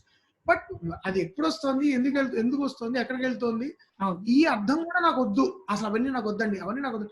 వచ్చినప్పటి నుంచి థియేటర్లోకి నేను అన్ని మర్చిపోవాలి, ఎవరేం మర్చిపోవట్లా, అన్ని గుర్తుపెట్టుకునే చూస్తున్నాను. సినిమా చూస్తున్నప్పుడు నీకు అన్ని యాక్చువల్ అవసరమైన దానికంటే ఎక్కువ గుర్తుండేలా ఉంటాయి మన కమర్షియల్ సినిమాలు. అంటే ఇప్పుడు ఆ సినిమాలో వాటిలో కూడా నేను ఇంకొక పాయింట్ క్రెడిట్ ఇచ్చేది ఎక్కడంటే దర్శకులకి ఫస్ట్ పావుగంట అండి. అది అఫ్కోర్స్ అందరికీ ఆ స్కేల్ ఉండక్కర్లేదు. నా స్కేల్ ప్రకారం, నా డెఫినేషన్ ప్రకారం నువ్వు నన్ను ఏడిపించు, అది ఏ రసం అన్నావని, నవరసాల్లో ఇది ఏడుపుగొట్టు సినిమా అవని, నవ్వించే సినిమా అవని, బీభత్సం అని, భయానకం, ఐ డోంట్ కేర్. బట్ నువ్వు ఫస్ట్ పావుగంటలో నువ్వు అరే ఈ సినిమా నేను కూర్చుని కంటిన్యూస్ గా చూడాలి, ఏదో నువ్వు మెసేజ్ అవని నువ్వు ఏమన్నా you pick your subject. Message సినిమాలో ఉండకూడదండి, నా రూల్ అది. ఎందుకంటే అంటే కథలో అంత, ఇప్పుడు గోల్కొండ హై స్కూల్ అనే సినిమాలో ఒక మెసేజ్ ఉంది మాకు, కానీ అది కథలో డ్రామాటిక్ గా చెప్పడం జరుగుతుంది తప్ప ఒక పాత్ర తన దుగ్ధని చెప్పుకోవడానికి మాట్లాడగలిగినప్పుడు ఓకే. బట్ నేను మెసేజ్లు వినడానికి నేను సినిమాకి వెళ్ళను. It's not that platform. I'll go to university to get messages, I'll go to WhatsApp messages. But I go to a movie because it's an art form, it's a storytelling medium, and I want to, it's probably one medium నా జీవితానుభవాన్ని అత్యంత సమీపంగా నాకు చూపించగలిగి నన్ను నిజంగా కదిలించగలిగే medium అది. అనుభవంలో మీరు ఎంత కాదనుకున్నా అత్యంత కమర్షియల్ సినిమాలో కూడా ఏదో ఒక మెసేజ్ ఉంటుంది. మెసేజ్ లేకుండా అసలు మనిషి సినిమా తీయలేడు. మీరు ఏదైనా కమర్షియల్ సినిమా చూపించండి, దానిలో మెసేజ్ నేను మీకు చెప్పగలను. అండ్ ప్లస్ కథ కూడా అండి, ఏం లేదు అంటారు కదా, మీరు ఎంత ఏమీ లేదన్నా తీసుకోండి, అందులో కథ ఉంటుంది. కథ లైన్ అవును. ఏరచ్చు మీరు. అలాగే మెసేజ్ ఓరియంటెడ్ అంటే మెసేజ్ ఇదో మెసేజ్ ఇస్తున్నారా అనక్కర్లా. ద వే ఆ, రైట్ ఆ దర్శకుడు ఎగ్జిక్యూట్ చేసే తీరులో entertainment of course is the primary reason anybody goes to ఆ అవునవును. అంతర్లీనంగా మెసేజ్ ఇవ్వగలిగితే ఇంకా అవసరం. అది డబుల్ ఎడ్జ్డ్ కదా. సూపర్. అది అది మంచి రైటర్ ఎప్పుడు చేయగలుగుతారండి. అంటే but how interestingly you are able to do it. నేను ఎప్పుడు అదే How without foregrounding it so much and without lecturing the audience, how can you ఒకప్పుడు హాస్యం ద్వారా చేయొచ్చు, అవును ఒకప్పుడు ఒక్కొక్కప్పుడు పవర్ఫుల్ క్యారెక్టర్ ద్వారా చేయొచ్చు, ఒకప్పుడు కేవలం డైలాగ్స్ ఏం లేకుండా కూడా చేయగలచ్చు, అవును అవును ఒకప్పుడు చిన్న సన్నివేశంతో మీరు చేయొచ్చు. అవును అదే సో అంటున్నాను. ఇట్ ఇట్ కూడా ది కాదండి, ఆర్టిస్ట్రీ ఆఫ్ ది పర్సన్. ఇది డైలాగ్ ఉంది కదా, బరువైన కథ కావాలి, ఏం అసలు కథ లేకుండా సినిమా తీయచ్చు అని నమ్మకం నాకు. అంటే క్షణక్షణం ఇంకోటి ఇప్పుడు చాలా మన కమర్షియల్ సినిమాల్లో అనవసరంగా అన్ని పెడతారు. అంటే మామూలుగా హీరోయిన్ అన్ని చూపిస్తూ ఉంటాడు, వాడు బట్టలు ఇప్పేసి అంతా చూపిస్తారు. చివరికి మళ్ళీ ఎత్ర నారి తత్ర నవ సంస్కృత శ్లోకం చెప్తాడు, స్త్రీని ఎలా గౌరవించాలంటాడు సడన్ గా. అది ఇంకోటేదో అంటాడు, సడన్లీ ఉదాత్తత వచ్చేస్తుంది మళ్ళీ అందరూ. ఎందుకంటే దాని గురించి అదేంటంటే కమర్షియల్, అది మాసెస్ కండి, ఇదంతా ఫ్యామిలీలు కండి, ఇది లేడీస్ కండి, అది యూత్ కండి, ఇలా విడదీసేస్తారు అనమాట. సో ఒక మోరల్ కనెక్షన్ ఉండదు. ఆడియన్స్ పర్స్పెక్టివ్ లో. అంటే మీరు ఇండస్ట్రీలో ఉన్నారు కాబట్టి అటు మాట్లాడుతున్నారు, నేను ఇటు ఉన్నాను కాబట్టి ఇటు నుంచి మాట్లాడగలుగుతున్నా. ఏంటంటే నాకు ఆ లాజిక్ కూడా అర్థం కాదు. ఒక సినిమా పెట్టి వెళ్ళినప్పుడు అంటే ఇది యూత్ కి, ఇది ఫ్యామిలీ కోసం, ఐటమ్ సాంగ్ యూత్ కోసం అని విడదీస్తే అంటే ఏం చేయాలి? మేము పాటలుగా చూడాలా సినిమా? అంటే యూత్ ఒక 10 నిమిషాలు చూసి వెళ్ళిపోవాలా బయటికి? అంటే అలా ఆడియన్స్ కూడా కొంతమంది ఎలా అయిపోయారంటేనండి, నేను చూసిన కొన్ని సార్లు వాళ్ళు ఎలా ఉంది సినిమా అంటే, సాంగ్స్ బాగున్నాయి సార్, కామెడీ అక్కడక్కడ బాగుందండి. అంటే వాడే పాపం అంత కష్టపడి డబ్బులు పెట్టి వెళ్ళినప్పుడు ఎక్కడ వాడు నచ్చిన ఏరుకుంటున్నాడు అదే మనశ్శాంతి కోసం. లేకపోతే అరే ఇంత వేస్ట్ అయిపోయింది అనే దుగ్ధ కంటే ఏవో పోన్లే కొంతైనా కొంత నచ్చేస్తే పోతుంది కదా. అంటే మీరు అంటున్న ఈ వాక్యాలన్నీ దీన్ని బట్టి మీరు ఎందుకు మీతో ప్రొడ్యూసర్లు అలాంటి జవాబులు చెప్తున్నారో అర్థమైపోయింది. అంటే వాళ్ళు ఫార్ములా నాకు, అందుకే హీరోలు సెలెక్ట్ చేసుకున్నాం స్టోరీ అంటే నేను నిజంగా ఫార్ములా ఉంటే గొప్పేనండి. I don't think there is a formula, there is only belief of a formula. What is a formula అండి? Formula should work every time, then it's called formula. Exactly. But there is no formula. If commercial సినిమా ఏదన్నా నిరూపించింది అంటే సినిమాకి formula లేదు అని. Formula లేదని తెలుసున్నప్పుడు మళ్ళీ కథలు మేము ఈ సినిమా కథ ఏరుకోవడానికి హీరో కథ సెలెక్ట్ చేస్తాను అంటాడు కదా, ఏముంది? గత శుక్రవారం హిట్ అయిన సినిమానే వాడి దృష్టిలో ఫార్ములా. ఎగ్జాక్ట్లీ. అంటే ఇప్పుడు అదే హీరోయిన్, అదే హీరో కొట్టడాలు ఇవన్నీ సేమ్ ఉన్నది నీకు అర్థం అవుతున్నప్పుడు, ఇప్పుడు మీరు చెప్పిన లాజిక్ అంతా మీ సినిమాల్లో కొన్ని సినిమాల్లోనే కనిపిస్తోంది కదండి. ఆ సినిమాల్లో లాజిక్ పెట్టని దర్శకులు సినిమా తీస్తున్న మిగతా వాటిల్లో మెయిన్ స్ట్రీమ్ లో హీరో బాగా సెలెక్ట్ చేసుకున్నాడు కదా అనే డైలాగ్ నాకు హాస్యాస్పదంగా ఉంటుంది. అందులో ఏముందని కథ సెలెక్ట్ చేసుకోవడానికి? నీకు తెలుసు హీరోయిన్ పాత్రల గురించి మాట్లాడుతుంటారు. వాడు ఈ పాత్ర నేను స్టడీ చేశాను, ఇప్పటి వరకు నేను చాలా ప్రిపేర్ అయ్యాను దీనికి అదే అని. దాంట్లో అసలు ఏముండదు. అంటే అదే నువ్వు స్టడీ చేసావంటే పాత్ర ఇంకా మనం దిగడానికి మెట్లు అనమాట. అంత లోతులో ఉన్నాం మనం. అదే నాకు అది అలాంటి చాలా ఆస్కార్ ఏదో పెద్ద బాబా అంతర్జాతీయ స్థాయి సినిమాలు తీస్తున్న లెవెల్లో మనం తీసే మెయిన్ స్ట్రీమ్ సినిమాల గురించి మాట్లాడడం. అదే నేను అది కూడా అంటాను. పోనీ ఆ శ్రమ పెడతారు కదా, ఇది ఎక్కడ ఇంటర్వ్యూలో పెడతారు. ఫర్ ఎగ్జాంపుల్ సినిమాకి తర్వాత వాళ్ళు ఎక్స్ప్లెయిన్ చేస్తే దర్శకుడు నాకు ఏంటి ఇంత అనుకున్నాడా అనిపిస్తుంది ఒక్కొక్కసారి. అంటే మీరు execution is the main point. పోనీ మనకు అలా అనుకున్నాడేమో, ఏమిటి ఇంత డీప్ గా అనిపిస్తుందో నాకు అర్థం కావట్లేదు అని కూడా అనిపించదు సినిమా చూస్తుంటే. ఏమిటి ఇంత చచ్చ ఐడియాకి ఇంత ఆలోచన అని అనిపించకూడదు కదా. అలా చాలా main. And what amazes me is the obvious absence of logic, అంటే absence of any basic common sense. Exactly. Yeah, తర్కం ఉండదు. How do they believe that it will appeal to the larger audience అనేది నాకు అంటే వాళ్ళ నమ్మకం నిజం అవుతోంది, అది బాధగా ఉంది నాకు.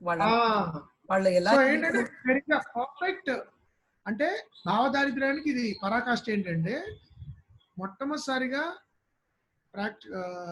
పర్ఫెక్ట్ గా ఆడియన్స్ ఐక్యూతో సమానంగా ఉండేవాళ్ళు, ఐక్యూ ఉన్న వాళ్ళు సినిమాలు తీస్తున్నారు. Correct correct. ఏంటంటే ఇప్పుడు ఒకప్పుడు చూడండి, మీరు నాగేశ్వరరావు గారు, ఎన్టీ రామారావు గారు, ఎస్వి రంగారావు గారు, లేకపోతే సిఎస్ఆర్ గారు, సావిత్రి గారు, వీళ్ళు ఉంటే అమ్మాబోయ్ వీళ్ళలాగా మనం నటించడం అని భయపడేవారు. ఇప్పుడు కొంతమంది నటులు చూస్తే ఈ మాత్రం నేను కూడా చేయలేనా, నేను కూడా సినిమాలోకి వెళ్ళొచ్చు కదా అని అనిపిస్తూ ఉంటుంది చాలా మందికి. సో సినిమా ఆ నటన అనేది ఎవరేం చేసేయచ్చు, క్రాఫ్ట్ అనేది దీనిలో ఏం లేదు అని అందరూ ఫీల్ అయిపోతున్నారు. తెలుగు అసలు సగం చాలా మంది చదవడం రాదు, రాయడం రాదు. ఒక సెంటెన్స్ మీరు నీ ఆలోచనలు ఒక పారాగ్రాఫ్ లో పెట్టమంటే రాయగలిగే వాళ్ళు చాలా తక్కువ మంది కనబడతారు. అండ్ అది నేను మర్చిపోయే లోపల మీకు ఇవ్వాల్సిన కాంప్లిమెంట్. అక్కడ సినిమాలో అంతా తెలుగు మాట్లాడే వాళ్ళే ఉంటారు జనరల్ గా. ఈషా మహా ముచ్చట పడిపోతూ ఉంటాం, ఈషా తెలుగు పిల్ల ఎంత చక్కగా. అలాగే అవును, ఇప్పుడు నేర్చుకున్నప్పుడు నివేదా థామస్ తెలుగు నేర్చుకుంది, తనే మాట్లాడింది. అదితిరావు హైదరి తనే తెలుగు మాట్లాడింది. సో నిజంగా ప్యాషనేట్ గా వాళ్ళే నేర్చుకుని ప్రయత్నించి మాట్లాడే వాళ్ళు ఉన్నారు. మీరు అవకాశం ఇస్తే వాళ్ళకి. అసలు అసలు బేసికల్లీ ఏంటంటే ఒక యాపతి వచ్చేసింది సినిమా మీడియం అంటే. ఏదోనండి వెళ్తున్నాం సరదాగా అందరం కలిసి వెళ్ళినప్పుడు ఓ 20 మంది వెళ్ళామంటే మమ్మల్ని ఎక్కువ ఇన్వాల్వ్ చేయకూడదు కథలో. మీరు ఇన్వాల్వ్ చేస్తే మాకు పని పెడితే అబ్బా అన్ని మా కష్టాలన్నీ మర్చిపోవడానికి వచ్చాను కదా, మళ్ళీ కష్టపెడతారండి అంటే. వినోదం అనేది ఇన్వాల్వ్మెంట్ లేకుండా ఒక సర్కస్ చూసినట్టు మీరు సినిమా చూడడానికి వెళ్ళడం అనేది ఇట్ ఈస్ నాట్. అందునే అలా మనం ట్రైన్ చేసాం ఆడియన్స్ ని. అంటే అది మీ పర్స్పెక్టివ్. అంటే ఆడియన్స్ గా మీరు అలవాటు చేసినా కూడా మనకి బుర్రలు ఉన్నాయి కదా. అది ఆల్వేస్ బి. ఇప్పుడు చాలా కమర్షియల్ సినిమాలు నచ్చే వాళ్ళు కూడా నాకు చాలా మంది తెలుసు అండి. వాళ్ళు తెలుగు మనుషులు కాదు, they are very smart. But వాళ్ళు ఏమిటి, వాళ్ళు చాలా సినికల్ అయిపోయారు. సినిమా ద్వారా మాకు వచ్చేది లేదు, సో మమ్మల్ని ఎక్కువ ట్రబుల్ చేయకుండా ఏదో చెప్పేది చెప్పరా బాబు, తొందరగా ఎంటర్టైన్ చేసేసాయి, పంపించే మమ్మల్ని. అనవసరంగా మమ్మల్ని లోపలికి లాగితే నువ్వు డిసప్పాయింట్ చేస్తావు మాకు నమ్మకం. Trust the film maker to actually deliver.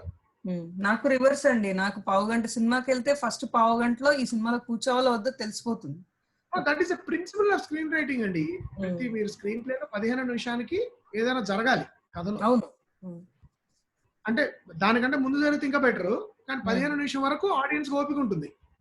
Okay వీడు పలానా వాడు, వీడి జీవితం ఇది, వాడు అది, వీళ్ళ తల్లిదండ్రులు, కుటుంబం ఇది, ఓకే బానే ఉంది, ఇప్పుడు ఏంటి అంటాడు 15 నిమిషాలు వాడు.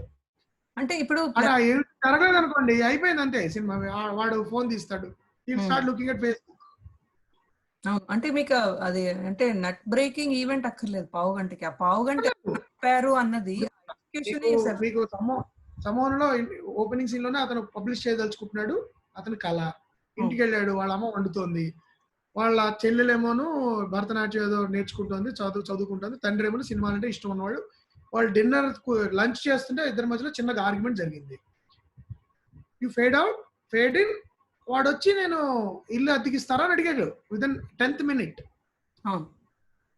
రప్చర్ బిగిన్ అయిపోయింది కథలో. ఓకే వీళ్ళ జీవితంలో ఏదో కొత్త సంఘటన మొదలైందిరా, ఏదో జరగబోతుంది, తండ్రికి కొడుకు మధ్య కాన్ఫ్లిక్ట్. దాన్ని అక్కడి నుంచి you keep on surprising the audience. ఇల్లు ఎలా ఇచ్చావు అద్దెకి అంటే నాకు ఛాన్స్ ఇస్తే ఇచ్చాను. అదేమిటి నీకు నటన అంటే ఇష్టం ఉందా, నాకు ఎప్పటి నుంచో ఇష్టం ఉంది. 20 రోజులు అమ్మ బాబా 20 రోజుల. So you build it in to a curiosity factor as to why is it that I should see through this story, why am I making this film. అంటే మీకు ఇంత clarity. that is the toughest part of writing the screenplay. అంటే structural గా screen play రాయడం అనే ఒక మీకు craft పట్ల మీ సీరియస్నెస్ ఉంటే ఇవన్నీ ఆలోచించాలండి. లేవన్నీ అక్కర్లేదని సార్ ఆడియన్స్ అక్కడ కామెడీ సీన్ వేయండి. ఒక ఆయన ఒకసారి ఒక రైటర్ పేరు మర్చిపోయాను, ఆయన స్టోరీ డిస్కషన్స్ ఎట్లా జరుగుతాయి అనే దాని మీద మాట్లాడుతూ ఒక సీన్ చెప్పాడు. ఏమంటే ఇల్లాజికల్ గా ఉంది కదండి అంటే, రేపు పొద్దున లాజిక్ వేసుకున్నానండి సార్ అక్కడ వదిలేయండి ప్రస్తుతానికి. అలా లాజిక్లు వేసుకుంటూ మీరు కృతకంగా దాన్ని క్రియేట్ చేసే వాళ్ళు ఎక్కువ మంది అయిపోయారు తప్ప, ఆర్గానిక్ గా పాత్రలు, కథనం హ్యాండ్ ఇన్ హ్యాండ్ నడుస్తూ దానిలోంచి కాన్ఫ్లిక్ట్లు పుట్టడము, దానిలోంచి పాత్రలు పుట్టడము, దానిలోంచి కథాగమనం నిర్దేశించబడ్డము అనే ఆలోచన లేదు మనకి. ఇక్కడ ఇది పెడితే లేడీస్ ఏడుస్తారు సార్, ఈ తర్వాత యూత్ కి జోకులు పెట్టేద్దాం సార్, ఇట్లా ఆలోచిస్తున్నారు. ఆలోచించడం వల్ల ఏమవుతుంది, ఇట్స్ బికమింగ్ అ కంకాక్టెడ్ ఏమంటారు ఒక ఎంటిటీ అయిపోయింది సినిమా అనేది, ఫిల్మ్ అనేది, rather than something that flows organically from scene to scene to scene to scene. You should feel that అది మీరు చాలా కాంపిటెంట్ గా ప్రెజెంట్ చేసినప్పుడు ఈవెన్ ద లేయెస్ట్ అంటే ది మోస్ట్ అన్ఎడ్యుకేటెడ్ అన్ఇనిషియేటెడ్ ఆడియన్స్ కూడా they can enjoy it because by nature we human beings love to hear stories, Right. well told stories, you know. అది చెప్పడం మనకి, అది మన బాధ్యత, ఆర్టిస్ట్ బాధ్యత. ఎందుకంటే 8 కోట్ల మంది ఆడియన్స్ లో ఒక 100 మందికి సినిమా తీసే అవకాశం ఇవ్వబడిందంటే మిగతా వాళ్ళకి అవకాశం లేదు. So they put you on a pedestal and they are telling you, tell me a story, I'm paying money to be told a good story for life experience.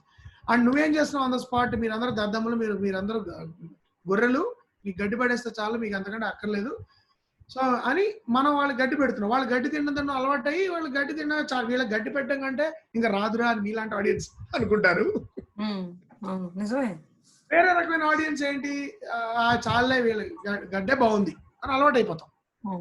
అదే నేను కరెక్ట్ గా చెప్పారు. ఆడియన్స్ పర్స్పెక్టివ్ లో నేను చెప్పేది కూడా అదే అండి. బాధేసేది ఏంటంటే మరి కొన్ని సినిమాలు చూస్తే నేను థియేటర్ లో ఇప్పుడు 10 మంది ఫ్రెండ్స్ వెళ్ళాం అనుకోండి, అట్లీస్ట్ ఒక 8 మంది ఈ మోస థింకింగ్ లో ఉంటారు. నేను వాటికి ఇట్లా అరుస్తూ ఉంటాను అన్నమాట ఈ సీన్ కి, వాట్ ద హెక్, దీనికి లాజిక్ లేదు.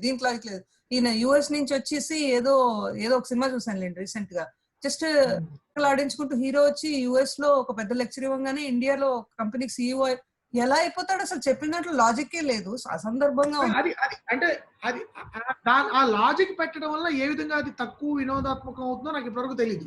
అదే అంటే ఒకటి పాయింట్ కరెక్ట్, లాజికల్ గా పాసిబుల్ కాదండి అని నిజంగా దాన్ని ఆ సీన్ లాజికల్ గా తీస్తే మీ ఎంటర్టైన్మెంట్ ఏ విధంగా తగ్గుతుంది అంతే. అయితే ఐ థింక్ మనం we're beating round the bush, but మీరు అన్న పాయింట్ దర్శకుల పర్స్పెక్టివ్ లో కరెక్ట్, నేను అన్నది ఆడియన్స్ లో మన ఇద్దరం I think I completely agree with you. That is it's a fight on both sides.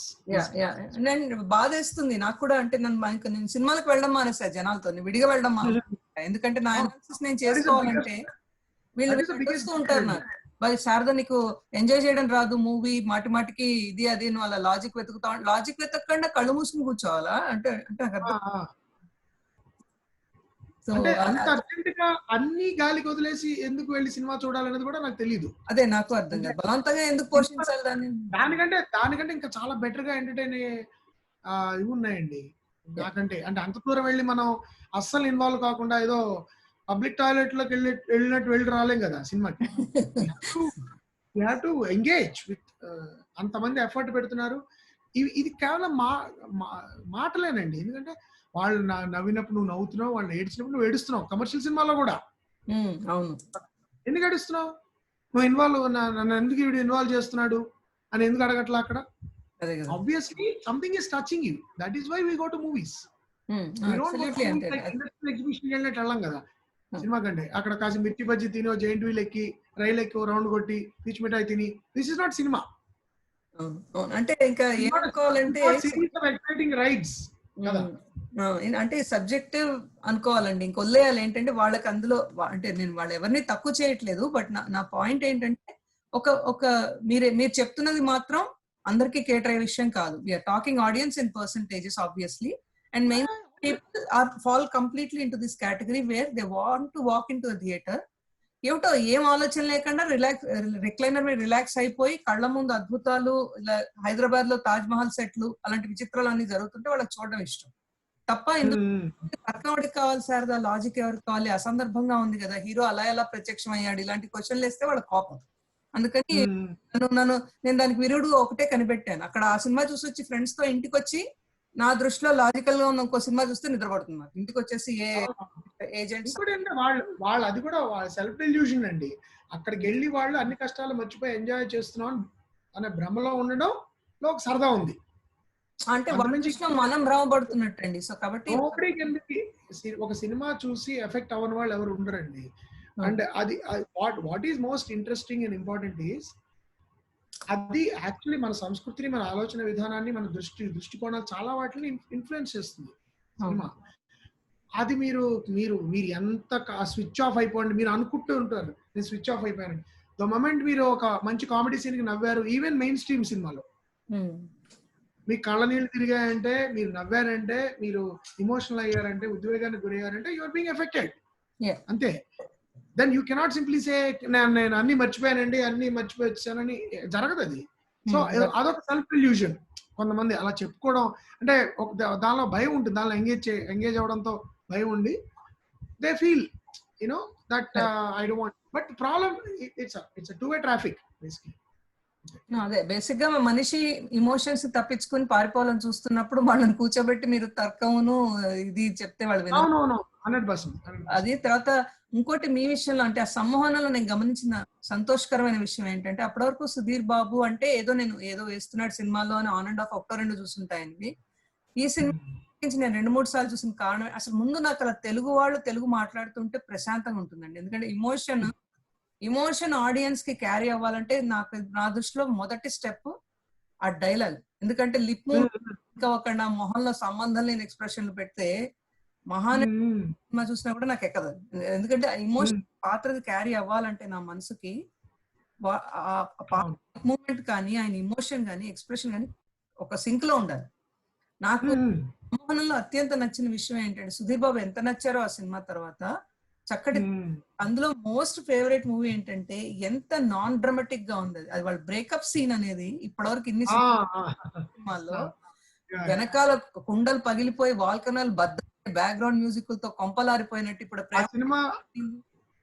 అలా సినిమాలు చూసాను. ఆ scene mix background score Vivek Sagar ఇవ్వాల సగం సీన్ బ్యాక్గ్రౌండ్ స్కోర్ ఉండదు, చిన్న గిటార్. చాలా పాపం కొంతమంది కంగారు పడ్డారు అంటే నా కో డైరెక్టర్ వాళ్ళు కూడా, సార్ ఓకేనా సైలెంట్ అయిపోయింది మళ్ళీ సైలెంట్ అయిపోయింది సార్. నేను పర్వాలేదండి, audience are very smart. And అది ఎంతమందికి ఇష్టం అంటే ఆ scene so many people have written to me saying this is how actually breakups happen. అంటే when two people decide to move away from each other, లేకపోతే ఏంటే నువ్వు అందగత్వం అనుకున్నావే వీడు తిట్టడం, అదే కదా. లేకపోతే నువ్వు ఇలా కాకుండా most of the time you're talking indirectly about very uncomfortable thing and then the inevitable happens. అది జరిగినప్పుడు యాక్చువల్లీ సైలెన్స్ అనేది ఎంత షాకింగ్. Silence can be more painful than actual music అనేది. Lot of people have connected with it. Absolutely yeah. అంటే అసలు ఆ సీనే ఎంత నాన్ డ్రామాటిక్ గా ప్రాక్టికల్ గా ఉంటుందో దానికి ఇంకో మెట్ ఎక్స్ట్రా వేశారు మీరు. ఏంటంటే సుధీర్ బాబు కూడా అలా డైలాగ్ చెప్పకుండా మధ్యలో కిటికీ కేసు చూస్తూ అటు ఇటు చూస్తూ you know what I don't think this is gonna work అనేది ఎంత యాక్చువల్లీ అంటే ఇఫ్ ఐ మే కరెక్ట్ అండి, I think it's not non it's very dramatic but it's non ఏమంటారంటే non commercial, non artificial. It's actually it's a very dramatic scene.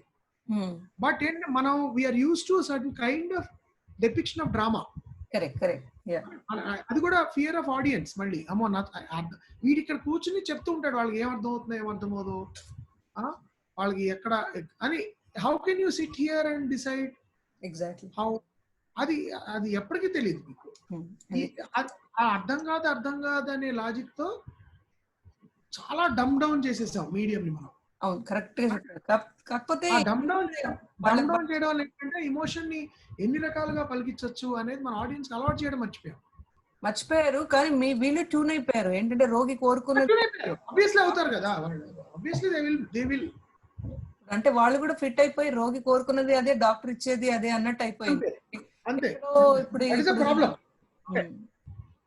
So అదే మీరు మొత్తానికి సమోహనం అది నాకు అలా ఇష్టం. అలా జెంటిల్మెన్ కూడా ఐ ఫెల్ట్ వెరీ వెరీ ఏమనాలంటే డౌన్ టు ఎర్త్ కాదు ఆ వర్డ్, కరెక్ట్ వర్డ్ ఏంటంటే ఏంటి ఓవర్ ఎగ్జాజరేటెడ్ సీన్స్ ఏం లేవు అందులో. అంటే నాకు అంటే తెలుగు సినిమాలు మనకి కమర్షియల్ ఇవన్నీ అలవాటు చేసింది, డ్రామా గాని ఇవన్నీ ఓవర్ ఎగ్జాజరేషన్. అవును జెంటిల్మెన్ లో కూడా లేదు అది. నాకు అంతకుముందు ఆ తర్వాత అనే సినిమా ఎందుకు అంతగా ఆడలేదో నాకు ఈ రోజు వరకు అర్థం కాదు. కానీ యాక్చువల్లీ నాకు ఈ మధ్య తెలిసిన విషయం ఏంటంటే అది బాగానే ఆడింది. అవునా? నాకు యాక్చువల్లీ డిస్ట్రిబ్యూటర్స్ కొంతమంది చెప్పారు that actually it made money, film did well actually. కానీ అప్పుడు ఏమైందంటే బికాస్ ఆ టైంలో కొంచెం ఒక చిన్న ప్రాబ్లం కూడా ఇక్కడ బైఫర్కేషన్ ఆఫ్ ద స్టేట్ జరిగింది. ఇక్కడ జరగడం వల్ల ఏమైందంటే కొన్ని థియేటర్స్ కొన్ని షోస్ క్యాన్సిల్ అయిపోవడము, ఆంధ్ర సైడ్ లో కొన్ని థియేటర్స్ మాకు దొరకపోవడము, దానివల్ల కొంత we lost little bit of possible income because of that. అందుకనే మేము జోక్ కూడా వేస్తాం, అంతకుముందు ఆ తర్వాత పేరు కరెక్ట్ గా పెట్టారండి అని మా ప్రొడ్యూసర్ కూడా అప్పుడప్పుడు జోక్ వేస్తుంటారు నాకు, రాము గారు. ఎందుకంటే కరెక్ట్ గా అది before the state got bifurcated and afterwards, because I remember అప్పుడు ధర్నాలు అవి జరిగి కొన్ని థియేటర్స్ క్లోజ్ అయిపోయాయి, షోస్ జరగల. But later I came to know that it did good money. From authentic sources I heard that the film made money, and it's actually a successful hit film. But ఏంటంటే అది it's also unusual theme at that time. No, it's perfect కదండి. అంటే ఈ generation కి అది ఎలా correct set అయ్యే film అది. తోడు నేను ఎప్పుడు కళ్యాణ్ మాలిక్ గారిని తలుచుకోగానే ఫస్ట్ 3 పేర్లు ఇంద్రగంటి గారు, నందిని రెడ్డి గారు, శ్రీనివాస్ అవసరాల. ఎందుకంటే మీరందరూ ఇంత దూరం నుంచి చూస్తున్న నాకు అనిపిస్తుంది మీరందరూ ఒకలాంటి సింక్ లో ఉన్నారు in terms of musical values, thinking process. Kalyan గారి మ్యూజిక్ చాలా ఇష్టం. మీవైనా వాళ్ళవైనా ఐ డోంట్ లుక్ క్వాంటిటీ అండి. ఎన్ని సినిమాలు చేసేసారు అన్నది ఇంపార్టెంట్ కాదు. చేసే 15 సినిమాలు కళ్యాణ్ గారిది ఎంత మధురంగా ఉంటాయంటే, ఆయన పాట కూడా, ఆయన వాయిస్ కూడా చేస్తారు. పాడడం మ్యూజిక్ కంపోజిషన్ కాదు, ఆయన పాడే తీరు కూడా ఎంత బాగుంటుందో. అలాగే పట్టుమని 15 సినిమాలే అవ్వచ్చు. ఇంతకుముందు ఆ తర్వాత అసలు కాన్సెప్ట్ గానీ, అబ్బాయి కూడా కొత్త అబ్బాయి పేరు మర్చిపోయాను, సుమంత్ అశ్విన్ అనుకుంటాను. చక్కగా ఈషా కూడా తెలుగు పిల్ల, మధురమైన మ్యూజిక్. అసలు గోల్కొండ హై మీరు మాయబజార్ అని ఎస్పీబీ అంటే మామూలుగానే పడి చచ్చిపోతాం కాబట్టి అసలు ఆయన కనపడితే అది. సో అంటే నాకు అదే అర్థం కాదంటే, మిగతా వాళ్ళ విషయాలు నాకు అనవసరం అండి. మీ సినిమాలు ఎన్ని ఉన్నాయన్నది నాకు అనవసరం, ఎన్ని కమర్షియల్ హిట్ అయ్యాయన్నది నాకు అనవసరం. మీ కనపడింది మీ మంచి టేస్ట్, మ్యూజిక్ మీద మంచి టేస్ట్, సాహిత్యం మీద, తర్వాత మ్యూజికల్ వాల్యూస్, మీ స్క్రిప్ట్స్ లో, మీ డైలాగ్స్ లో, స్క్రీన్ ప్లేలో మీరు ఆలోచించే సంస్కారవంతమైన తీరు, అపహాస్యం చేయకూడని హాస్యం, మీ వ్యక్తిత్వం. ఇప్పుడు ఎంత మాట్లాడారు కదా, మీరు మాట్లాడిన దాంట్లో ఎంత క్లారిటీ ఉందో. నేను ఆడియన్స్ గా ఏం ఫీల్ అవుతున్నానో మీరు ఎగ్జాక్ట్ దాని రెప్లికాగా చెప్పడం వల్ల, ఓహో ఫిల్మ్ ఇండస్ట్రీలో కూడా మాలాగా ఆలోచించే వాళ్ళు ఉన్నారనే నమ్మకం కొంచెం వచ్చింది. ఇన్ని రోజులు వీళ్ళందరూ ఒకే మూసలో అని మమ్మల్ని సావగొడుతున్నారు అనిపిస్తుంది. కానీ బెటర్ ఏంటి, హాస్యం బెటర్ ఏంటి అనుకునేదాన్ని. సో దానికి అన్నమాట మీరు కానీ అవసరాల వీళ్ళందరూ ఏంటంటే మీరు జవాబులు, మేము కూడా ఉన్నాము. మీరు 100% అందరికి రీచ్ అవ్వకపోవచ్చు. మేబీ ఆడియన్సెస్ ఇప్పుడు కొంతలో కొంత మీకు ఓటీటీలు రావడం వల్ల కూడా ఆడియన్సెస్ హావ్ చేంజ్డ్ అండి. అండ్ దెర్ అంతకుముందు తెలుగు ఆడియన్స్ కి ఏమైందంటే they didn't have access to certain kinds of cinema.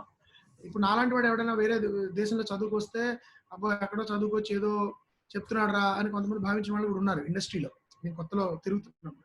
కానీ ఇప్పుడు వాళ్ళే ఈ కొన్ని సినిమాలు చూసి, ఫారిన్ సినిమా ఫిల్మ్స్ కానీ లేకపోతే ఇంటర్నేషనల్ ఫిల్మ్స్ కానీ చూసి, హిందీలో, తమిళంలో, మలయాళం చూసి సినిమాలు చూసి, అరే ఇది కాదు, మనం కొత్తగా ఆలోచించాలి, కొత్త కథలు చెప్పాలి, మన జీవితానుభవాల నుంచి వచ్చే కథలు చెప్పాలి అనే తపన కూడా తెలుగులో చాలా ఉంది. అండ్ ఆడియన్స్ లో కూడా ఆ తపన స్టార్ట్ అయింది, చాలా పెరిగిందండి. అంటే నాకు అమెరికా నుంచి ఎన్ఆర్ఐలు వీళ్ళు కొంతమంది వెనక్కి వెళ్ళి చేస్తుంటే సినిమాలు, వాటి మీద ప్రత్యేక శ్రద్ధ కలుగుతుంది. ఎందుకంటే దే రౌజ్ ఫ్రమ్ ఆడియన్స్, వాళ్ళకి నాడి తెలుసు. అందుకని ఈ పిచ్చి వేషాలు, ఒక హీరో 100 మందిని కొట్టేయడాలు, రైల్వే నుంచి భోపాల్ వెళ్ళిపోవడాలు అని విచిత్రాలు లేకుండా వాళ్ళు కొంచెం ప్రాక్టికల్ గా ఆలోచించి నాన్ డ్రామాటిక్ గా, నాన్ కృత్రిమత్వం లేకుండా ఉన్నారు కదా, సహజంగా ఉండాలని. ఆ బ్రహ్మాండం ప్రస్తుతం దే ఆర్ గెట్టింగ్ బెటర్. ఆ టాక్సీ వాలా అనే సినిమా కూడా అది ఎందుకు ఫ్లాప్ అయిందో నాకు తెలియదు, కానీ నా దృష్టిలో విజయ్ దేవరకొండ నటించిన సినిమాలు అన్నిట్లో అది ఉత్తమమైన సినిమా నన్ను అడిగితే. No, it did okay. I don't think it flopped. It did reasonable business. It's not like okay. అలాగే మీ విషయంలో మీరు ఇందాక అన్నారు నవీన్ పోలిశెట్టి గురించి మీకు అసలు గిల్ట్ అక్కర్లేదని నా ఉద్దేశం ఆడియన్స్ గా. ఎందుకంటే మీరు ఎలాగో I'm sure that you have N I for the right actors. That's how you enough good brilliant actors. I owe it to him because he's such a brilliant actor.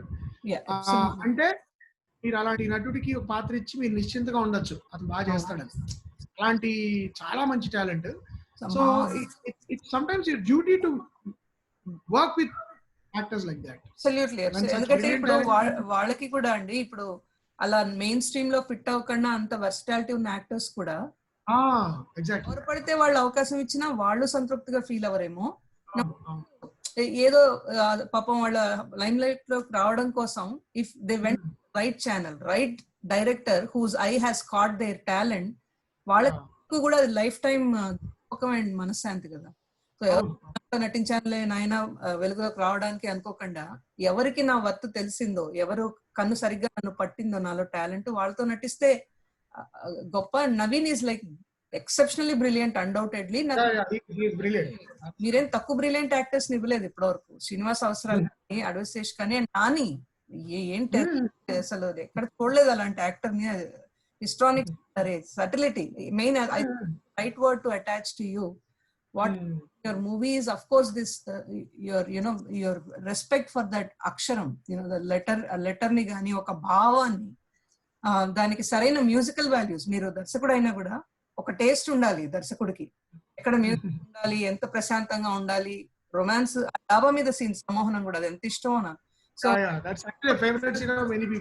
Yeah, ఎప్పుడు ప్రశాంతంగా అంటే romance ని ఎలా తీయాలో మనకి సంభాషణ అనేది సినిమాలో పోతుందండి. డైలాగ్ బాజీ అసలు ఇద్దరు మనుషులు మాట్లాడుకోవడం ఎలా ఉంటుంది సంభాషణ. ఇప్పుడు ఒక డైలాగ్ పంచ్ కొడితే ఇంకోటి దానికి రైమింగ్ పంచ్ చేయడము, లేకపోతే ఇంకోటి చేయడం, లేకపోతే డప్పాలు కొట్టడం, ఇది ఎక్కువైపోయింది తప్ప మామూలుగా ఇద్దరు క్యాజువల్ గా కూర్చుని దానిలోంచి ఒక భావం, ఇష్టం, అయిష్టం, ద్వేషం, ప్రేమ, ఇవి ఎలా పుడతాయి ఇద్దరు మనుషులు. అది కాన్వర్సేషన్స్ మనం మనుషులు మాట్లాడేటప్పుడు అబ్జర్వ్ చేయాలి. ఇద్దరు మనుషులు మనం ఎప్పుడైనా సరదాగా రెస్టారెంట్ లో కూర్చుని ఇద్దరు మాట్లాడి అబ్జర్వ్ చేస్తే మనం నేర్చుకుంటాం అది హౌ డు దే టాక్. అసలు విచిత్రమైంది అది కూడా. అంటే నెగిటివ్ గా కామెంట్ చేయాలంటే తెలుగు సినిమాల గురించి, that is another factor. You're right. ఆ సంభాషణని ఎందుకు అవాయిడ్ చేస్తారో అర్థం కాదు. మనుషులు చేయాల్సిందల్లా మాట్లాడుకోవడమే పాత్రలు కదా. ఏమన్నా మాట్లాడడం మొదలెట్టంగానే మాట్లాడక లోపలికి వెళ్ళి అంటారు. ఇదేమిటో స్టాండర్డ్, లోపలికి వెళ్ళు, ఏమిటది మాట, కాన్వర్సేషన్ పూర్తవ్వాలి కదా. టాపిక్ దేని ప్రేమ గురించి అయితే దాన్ని ఏమనుకుంటున్నారో పాత్రల గురించి తెలియకుండా మీరు అన్నట్టు వరకు కన్ఫ్యూజన్ లో వదిలేస్తే మేము ఆడియన్స్ అవ్వాలి పాత్రలకి, అర్థం కాలేదు కదా. So but anyway, so much for that అండి. ఆన్ ద మూవీ సైడ్ మనం 30 minutes నుంచి వద్దనుకుంటూనే I wanted to close on the movies side by talking about Grahanam. Of course, Grahanam and Ashtacheemma గురించి పుంకాలుగా మాట్లాడొచ్చు. బట్ అగైన్ సేమ్ ఒకటే ఏంటంటే అంతర్లీనమైన కథ కూడా నాకు అనవసరం. 2.5 గంటల పాటు ఒక మనిషిని కూర్చోబెట్టి సరదాగా అనిపించే కథనం, అది కూడా అంతే. నాకు అష్టాచెమ్మలో ఆ నాని ఇంట్రొడక్షన్ గానీ, శ్రీనివాస్ అవసరాలది, మహేష్ అనేది ఎంత వ్యవహారిక భాష అయిపోయింది, అందరూ వాడుకుంటారు ఇప్పుడు. సో మీకు మీ రచనల్లో, మీ సినిమాల్లో నాకు బాగా అర్థమయ్యేది ఏంటంటే అపహాస్యాన్ని హాస్యం, మంచి ఒక పకడ్బందీగా రాసే వాక్యాలు స్క్రిప్ట్ లో, అండ్ దెన్ కథనం. అండ్ ఇక్కడ ఏదో గ్యాప్ వచ్చింది, ఇది మనం పూరించాలి అంటూ కాన్షియస్ గా 2.5 hours పాటు చేసే ఎఫర్ట్. ఆ పాత్ర ఏంటి, పాత్ర అని వియర్డ్ గా బిహేవ్ చేయదు, ర్యాండమ్ గా బిహేవ్ చేయదు. సో దానికి ఒక క్యారెక్టర్ ఉంటుంది ప్రతి పాత్రకి. సో అది I feel you're doing awesome job. So మీరు ఈ మెయిన్ స్ట్రీమ్ లో వాళ్ళ హోరుకిను అవి పర్సంటేజెస్ ఎక్కువగా యాక్సెప్ట్ చేసే ఆడియన్స్ కి చెలించకుండా మీరుగా తీయండి. నాలాంటి వాళ్ళు 10% ఉన్నా కూడా సంతోషంగా చూస్తాం. సో లిటరేచర్ గురించి ఐ వాంటెడ్ టు టాక్ అండి నెక్స్ట్ హాఫ్ అన్ అవర్. మీ తాతగారు హనుమంత్ శాస్త్రి గారు, మీ నాన్నగారు శ్రీకాంత్ శర్మ గారు, ఆయన పుస్తకం కూడా ఇంటి పేరు ఇంద్రగంటి అని ఆత్మకథ కూడా రాశారు కదా. సో మీరు అంటే చిన్నప్పటి నుంచి ఈ ప్రభావం మీ మాటల్లో బాగా నాటుకుపోయిన విషయం, ఆ క్లారిటీ అండ్ క్వాలిటీ బాగా తెలుస్తుంది. బట్ మీకు అంటే ఎలా ఈ మొత్తం ఇన్ఫ్లుయెన్స్ వాళ్ళ మీ మీద ఎలా ఉంది, మీరు ఎలా ఇలా డిస్టింక్ట్ గా నిల్చగలుగుతున్నారు ఇంకా తెలుగు పీపుల్ ఇండస్ట్రీ? స్పెసిఫిక్ గా ప్రయత్నపూర్వకంగా కాదండి, ఇంట్లో వాతావరణం ఉంది. ఇప్పుడు మా అమ్మగారు కూడా రచయిత్రి, మా ఇంట్లో సంగీత సాహిత్యాలు చిన్నప్పటి నుంచి నాకు ఒక రకమైన అవేర్నెస్ వచ్చినప్పటి నుంచి మా ఇంట్లో సంగీత సాహిత్యం నిరంతరం ఉండేది ప్రతిరోజు. సో అదొకటి. 2, చాలా చిన్న వయసు నుంచే మా ఇంట్లో ఒక లైబ్రరీలో ఉన్న పుస్తకాలు, సాహితీ చర్చలు, సాహితీవేత్తలు ఇంటి రాకపోకలు, వాళ్ళు రావడం వెళ్ళడం, వాళ్ళతో మన అమ్మగారు నాన్నగారు వాళ్ళు చేసే చర్చలు, అదొకటి. 2, అది నా స్కూలింగ్ వరకు అది ఆ ప్రభావం. 2, మా తాతగారితో నాకు ఎక్కువ 1-on-1 ఇంటరాక్షన్ లేదు. ఎందుకంటే నేను కాస్త నాకు వయసు వచ్చే టైంకి ఆయన చనిపోయారు. కొంత లిమిటెడ్ ఇంటరాక్షన్ లో ఆయన, because is a giant actually లిటరరీగా సాహితీ తెలుగు సాహిత్య చరిత్రలో చాలా పెద్ద వారధి అండి ఆయన. సంప్రదాయ సాహిత్యానికి, సాహిత్యానికి ఏమిటి పద్యం గద్యం రెండిట్లో కూడా ఆయన అన్ని రకాల జానర్లు కూడా ట్రై చేశారు. ఆయన అద్భుతమైన కథలు రాశారు. ఆఫ్ కోర్స్ పద్యకావ్యాలు అయితే చెప్పక్కర్లేదు. కానీ ఒక ట్రెడిషనల్ మూలాలు ఉంటూ ఆధునిక ఆలోచనలు, ఆధునిక పోకడలు కూడా చాలా చాలా ఆనందంగా ఆహ్వానించిన వ్యక్తి నాథ్ గారు. I think as a writer, I don't know him much as a person because నాకు ఛాన్స్ రాలేదు. సేమ్ అదే లెగసీ మా నాన్నగారు కూడా అలాగే కంటిన్యూ అయింది. మా నాన్నగారు ఎప్పుడు అంటే ఎటువంటి ఎక్సలెన్స్ కి పెద్దపీట వేయాలి, మిగతావన్నీ సెకండరీ. జాతి, కులం, మతం ఇవన్నీ కూడా everything is secondary. What matters is excellence. What matters is how brilliant you are in what you doing.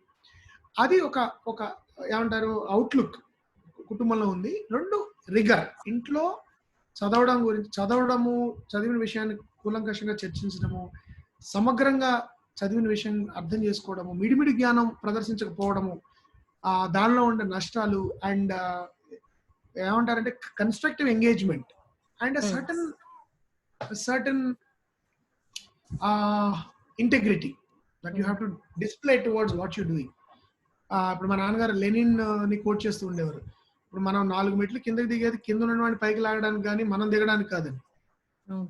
So and overall గా ఏంటంటే నువ్వు సినిమా తీయి, కథ రాయి, నవల రాయి, సంగీత కచేరీ ఏం చేసినా there has to be certain integrity in what you doing and that integrity has absolutely no purpose అండి. దానివల్ల మీకేం లాభం రాదు, but it has to be there.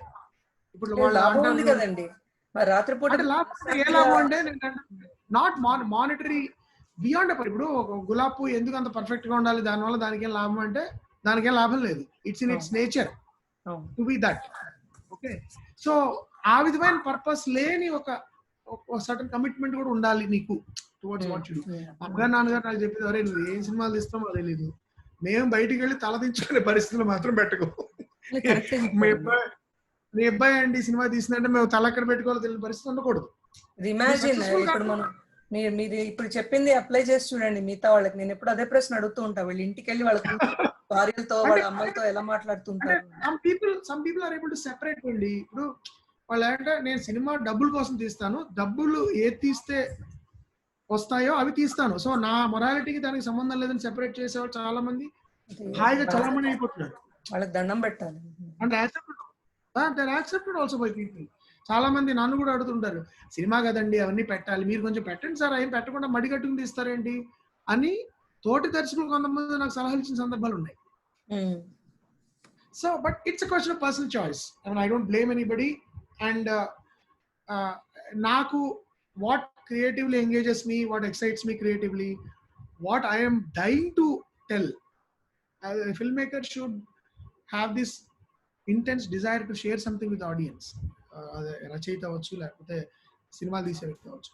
ఈ విధమైన ఒక క్రియేటివ్ జీల్ అనేది ఇంట్లో నాకు చిన్నప్పటి నుంచి వాతావరణంలో ఉంది.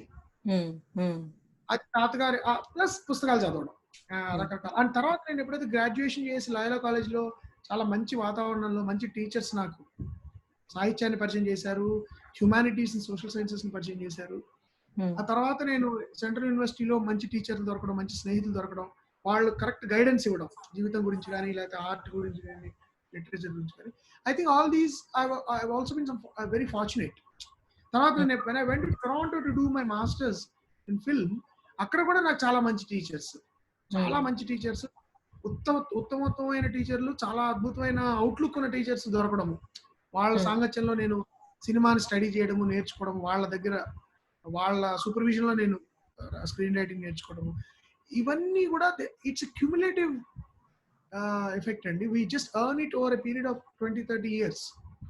You know it's not something. ఇప్పుడు నేను ఇంగ్లీష్ కావాలంటే నేను కూర్చొని డిక్షనరీ చదివితే నాకు రాదు ఇంగ్లీష్. పడతాం, లేస్తాం, తప్పులు చేస్తాం, and you learn it. So for me, my interest in literature and how it turned into film started off in a, it's like a ఏమంటారు melting pot అనొచ్చా లేదు తెలీదు, బట్ ఇట్ వాజ్ ఏమంటారు cauldron అంటాం, cauldron of creative activity going on at home all the time. అదే అంటే almost చిన్నప్పటి నుంచి all that contributed eventually.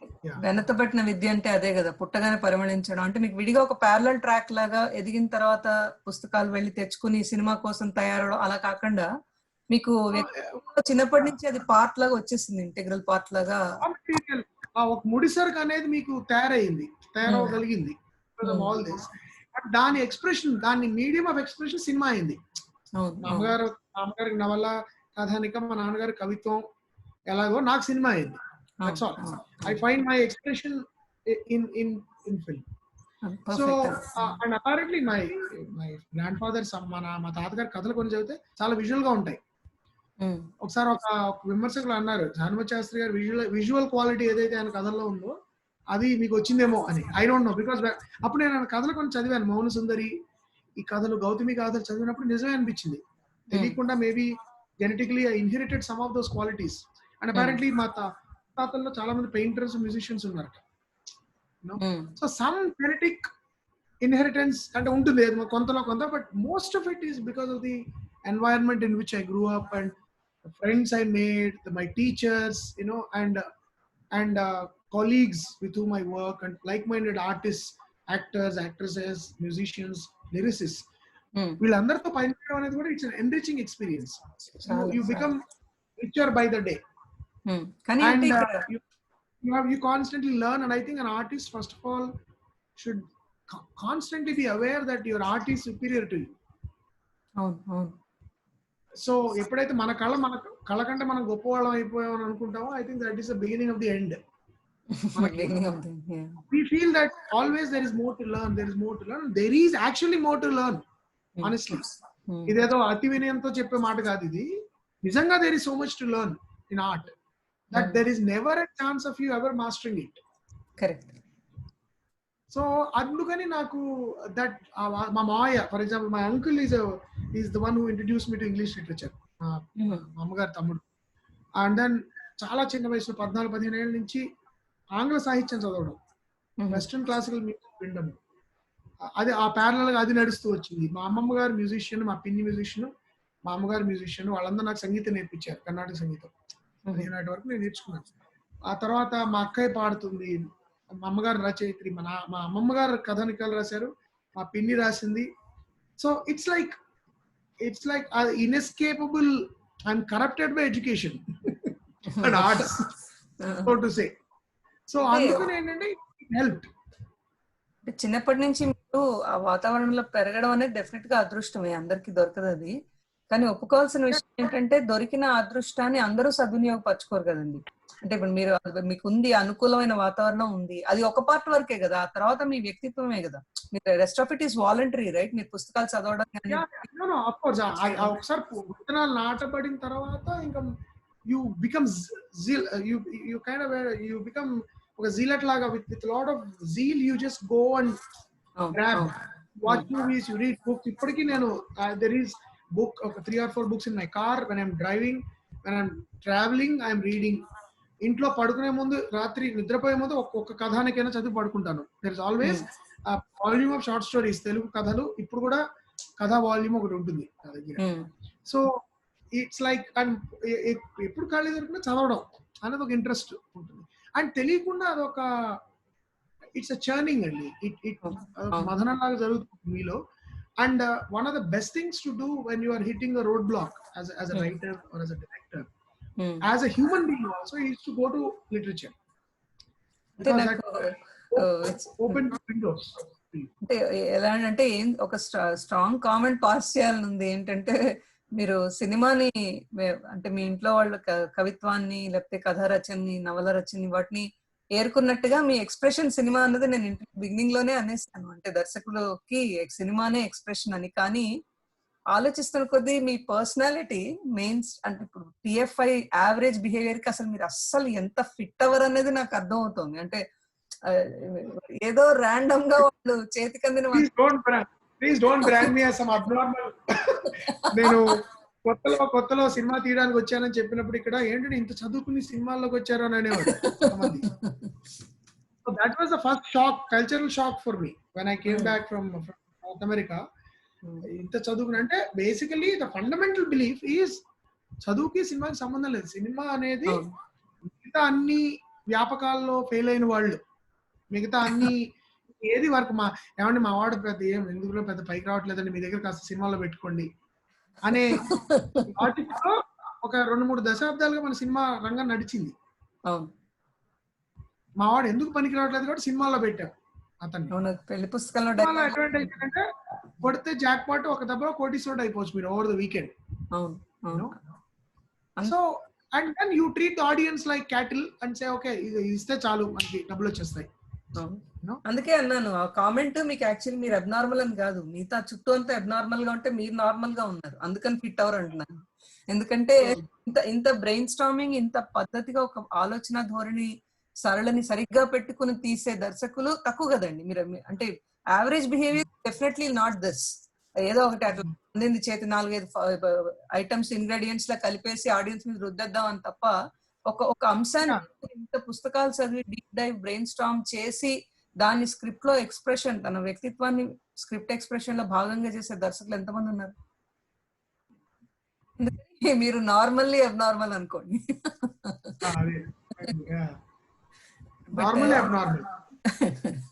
అదే లిటరేచర్ బ్యాకింగ్ ఉన్న రైటర్స్, డైరెక్టర్స్ దే ఫ్లరిష్. అంటే నాకు వాళ్ళు ప్రత్యేక అభిమానం, ఎందుకంటే వాళ్ళ మాటల్లో ఏదో అలవోకగా క్లిషే అంటారే అలా ఉండవు, వాళ్ళ డైలాగ్ క్లిషే డైలాగులు ఉండవు.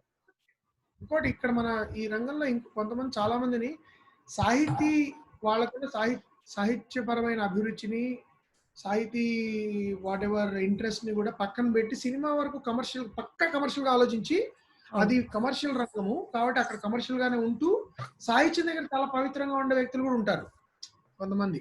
అంటే సాహిత్యం అనేది ఒక పవిత్రమైన ఎక్సర్సైజ్, వేరే cinema is a commercial exercise.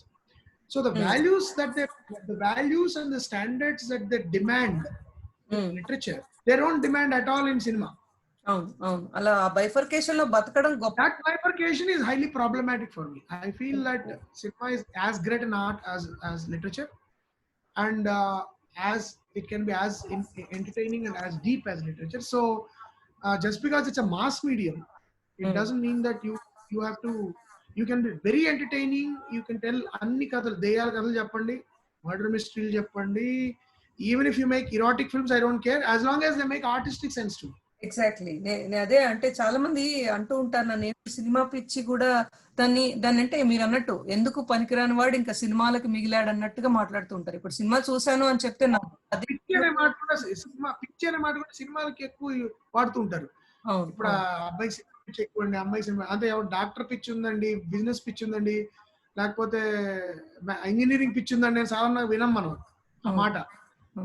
వాడికి సినిమా పిచ్చండి చిన్నప్పటి నుంచి అంటారు. అంటే ఆడియన్స్ గా కూడా ఇప్పుడు నేను ఏమన్నా వెళ్ళాను, ఇందాకన్న మాట ఎంత కరెక్ట్ అంటే, ఇప్పుడు పుస్తకం చదువుకోవచ్చు కదా సినిమా ఎందుకు చూస్తావు అని నన్ను అంటే, అదేంటి నువ్వు కదా నీకు ఇంత వేరే అంటే సాహిత్యం గురించి ఇష్టం ఉన్నదానివి, పుస్తకం చదువుకోవచ్చు కదా సినిమా ఎందుకు చూస్తావు అంటే నాకు అర్థం కాదు లాజిక్. సినిమా పుస్తకం, సినిమా కూడా పుస్తకమే. దాన్ని కూలంకషంగా అర్థం చేసుకుంటే అంటే ఇప్పుడు ప్రాబ్లం ఎక్కడొచ్చిందంటే ఈ మాస్ సినిమాల హోరు వల్ల సినిమా డెఫినేషన్ మారిపోయింది. అందుకని సినిమా అందరికీ చెడు అభిప్రాయం కలుగుతుంది, కానీ ఒక స్వర్ణకవచన లేకపోతే నా దృష్టిలో సినిమా కూడా పుస్తకం అండి. యు అనలైజ్ జీవితానుభవం. ఇప్పుడు ఈ మాటలు చెప్పే వాళ్ళందరూ సినిమా కేవలం జీవితానుభవం కోసం వెళ్తున్నారు. లేకపోతే వాళ్ళు సర్కస్ కి వెళ్ళొచ్చు, లేకపోతే పబ్కి వెళ్ళొచ్చు. Why are they going to movies? I want to laugh, cry and become enrich myself with life experience when I walk out. Exactly, yeah. I'm not going there just to just to circus ki cinema ki teda enti. Circus lo man skill chustam. Circus lo man we don't see anything else. We are amazed by the skill of a set of people. But cinema is not circus. Cinema is an expression of life. Exactly. దాని కోసం వెళ్తాం మన సినిమాకి. అందుకే ఇప్పుడు నేను ఏదో next week ఏదో సాహిత్యం ఈ సదస్సు చేస్తున్నాను ఆన్లైన్ లో. నాకు మనసు ఆగేస్తుంది ఏంటంటే ఒక అరగంట అన్నిటి గురించి ప్రసంగాలు పెట్టాను. ఒక అరగంట నాకు సినిమా సాహిత్యం అసలు ఆ పదమే యాక్సెప్ట్ చేయట్లేదు జనాలు, ఆక్సిమోరాన్ లాగా. ఆయన ఎవరో అయితే నువ్వు సినిమాల్లో సాహిత్యం ఎక్కడ ఉంటుంది, సినిమా సాహిత్యం అన్న పదం పెడితే నేను రాను, ఇట్లాంటివి వింటుంటే నాకు బాధేస్తుంది. ఏంటంటే చాలా ప్రెజుడిస్, దట్స్ అ డేంజర్. అది ఒక 2-3 దశాబ్దాలుగా సినిమా రంగం పట్ల అది ఏర్పడిపోయింది ఫీలింగ్. ఏంటంటే సినిమా అనేది 100% కమర్షియల్ మీడియం. అది దానిలో కేవలం వినోదం కోసం వాళ్ళు ఎంత దిగజారుతనానికైనా ఒడిగడతారు. కాబట్టి సాహిత్యానికన్నా ఒక ఉదాత్తత సినిమాకి లేదు. ఎగ్జాక్ట్లీ, కానీ సిరివెన్నెల పాటలు కూడా మరి సినిమాల్లో ఉంటున్నాయి కదా. ఆయన వేటూరు గారు రాసిన చాలా మంది కవుల కంటే అద్భుతమైన సాహిత్యం సినిమాలో ఉంది మనకి. అవును, అది అర్థం కాదు చెప్తే. అది కంప్లీట్ గా అంటే కొంతమంది సెల్ఫ్ ప్రొక్లైమ్డ్ మోరలిస్ట్స్ ఉంటారు. వాళ్ళు చేసే ఆర్గ్యుమెంట్ అంటే పూర్తిగా సాహిత్యాన్ని ఒక రాటను కట్టేసి మేమే దానికి పేట్రన్స్, అసలు మేము తలాడించడమే మీకు చేసుకున్న పుణ్యం అని కొంతమంది ఉంటారు. మేము ఒప్పుకోవడమే. అలాంటి వాళ్ళు చేసే ఓవర్ యాక్షన్ అది. ఏంటి సినిమాలో సాహిత్యం లేదు, సాహిత్యం అనేది ఒక అద్భుతమైన ఇది అని. బట్ సాహిత్యంలో కూడా భయంకరమైన మీడియాక్రిటీ ఉన్న సందర్భాలు కూడా ఉన్నాయి కదా మరి. అవును కదా. ఇప్పుడు సాహిత్యం అంత అద్భుతం చాలా ఏ కళలో అయినా 10% బాగుంటుంది. ఇప్పుడు 15% మిగతా అంతా చాలా చెత్తగా ఉంటుంది. ఆ సాహిత్యంలో ఏమన్నా లేకుండా ఉందా? అంటే మీకైతే మిగతా వాళ్ళ సంగతి నాకు అనవసరం, కానీ మీకైతే ఒక అక్షరాభిమానిగా నా ముఖాముఖి విన్నపం ఏంటంటే, cinema, literature, music do go hand in hand. So మీరు అలాంటి సినిమాలు కంటిన్యూ డూయింగ్ ఇట్. మీరు ఆల్రెడీ అలాంటివే తీస్తారు. అంటే ఇలాంటి సినిమాలో కూడా దేర్ ఆర్ 2 సాంగ్స్ శాస్త్రి గారు రాశారు 2. ఇప్పుడు అంటే ఎంత మీరు ఏ అద్భుతమైన కవితకి అది తీసుకోవు ఆయన రాసిన పాటలు 2. అమ్మోహనంలో కనులలో తడిగా అనే పాట రామజోగ గారు రాశారు.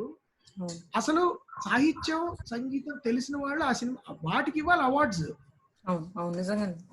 ఓ చెల్లితారా అనే మాట పాయింట్ చేశారు రామజోగ గారు. బాగుంది అది. అండ్ మీకు కనులలో తడిగా గాయమై గడిపేదిలా నీ జ్ఞాపకం మరిచేదిలా అని రాశాడు ఆయన. ఎవరు గుర్తిస్తున్నారు అలాంటి సాహిత్యాన్ని? వాళ్ళు కూడా ఊహలు ఊరిగే కాలంతా ఎంత బాగా రాశారు శాస్త్రి గారు ఆ పాట. మీరు ఇందాక అన్నట్టు సినిమా అనేది ఒక మనకు దగ్గరగా సమీపంగా ఉండే ఒక మాధ్యమం కాబట్టి ఉండొచ్చు, కానీ దాని వల్ల వాళ్ళ కవిత దానిలో సాహిత్యాన్ని అర్థం చేసుకోరు అని అనడం అనేది అదొక కుట్ర. అది అలా అంటూ దాన్ని ఇంకా అధ్వానం చేసి అంటే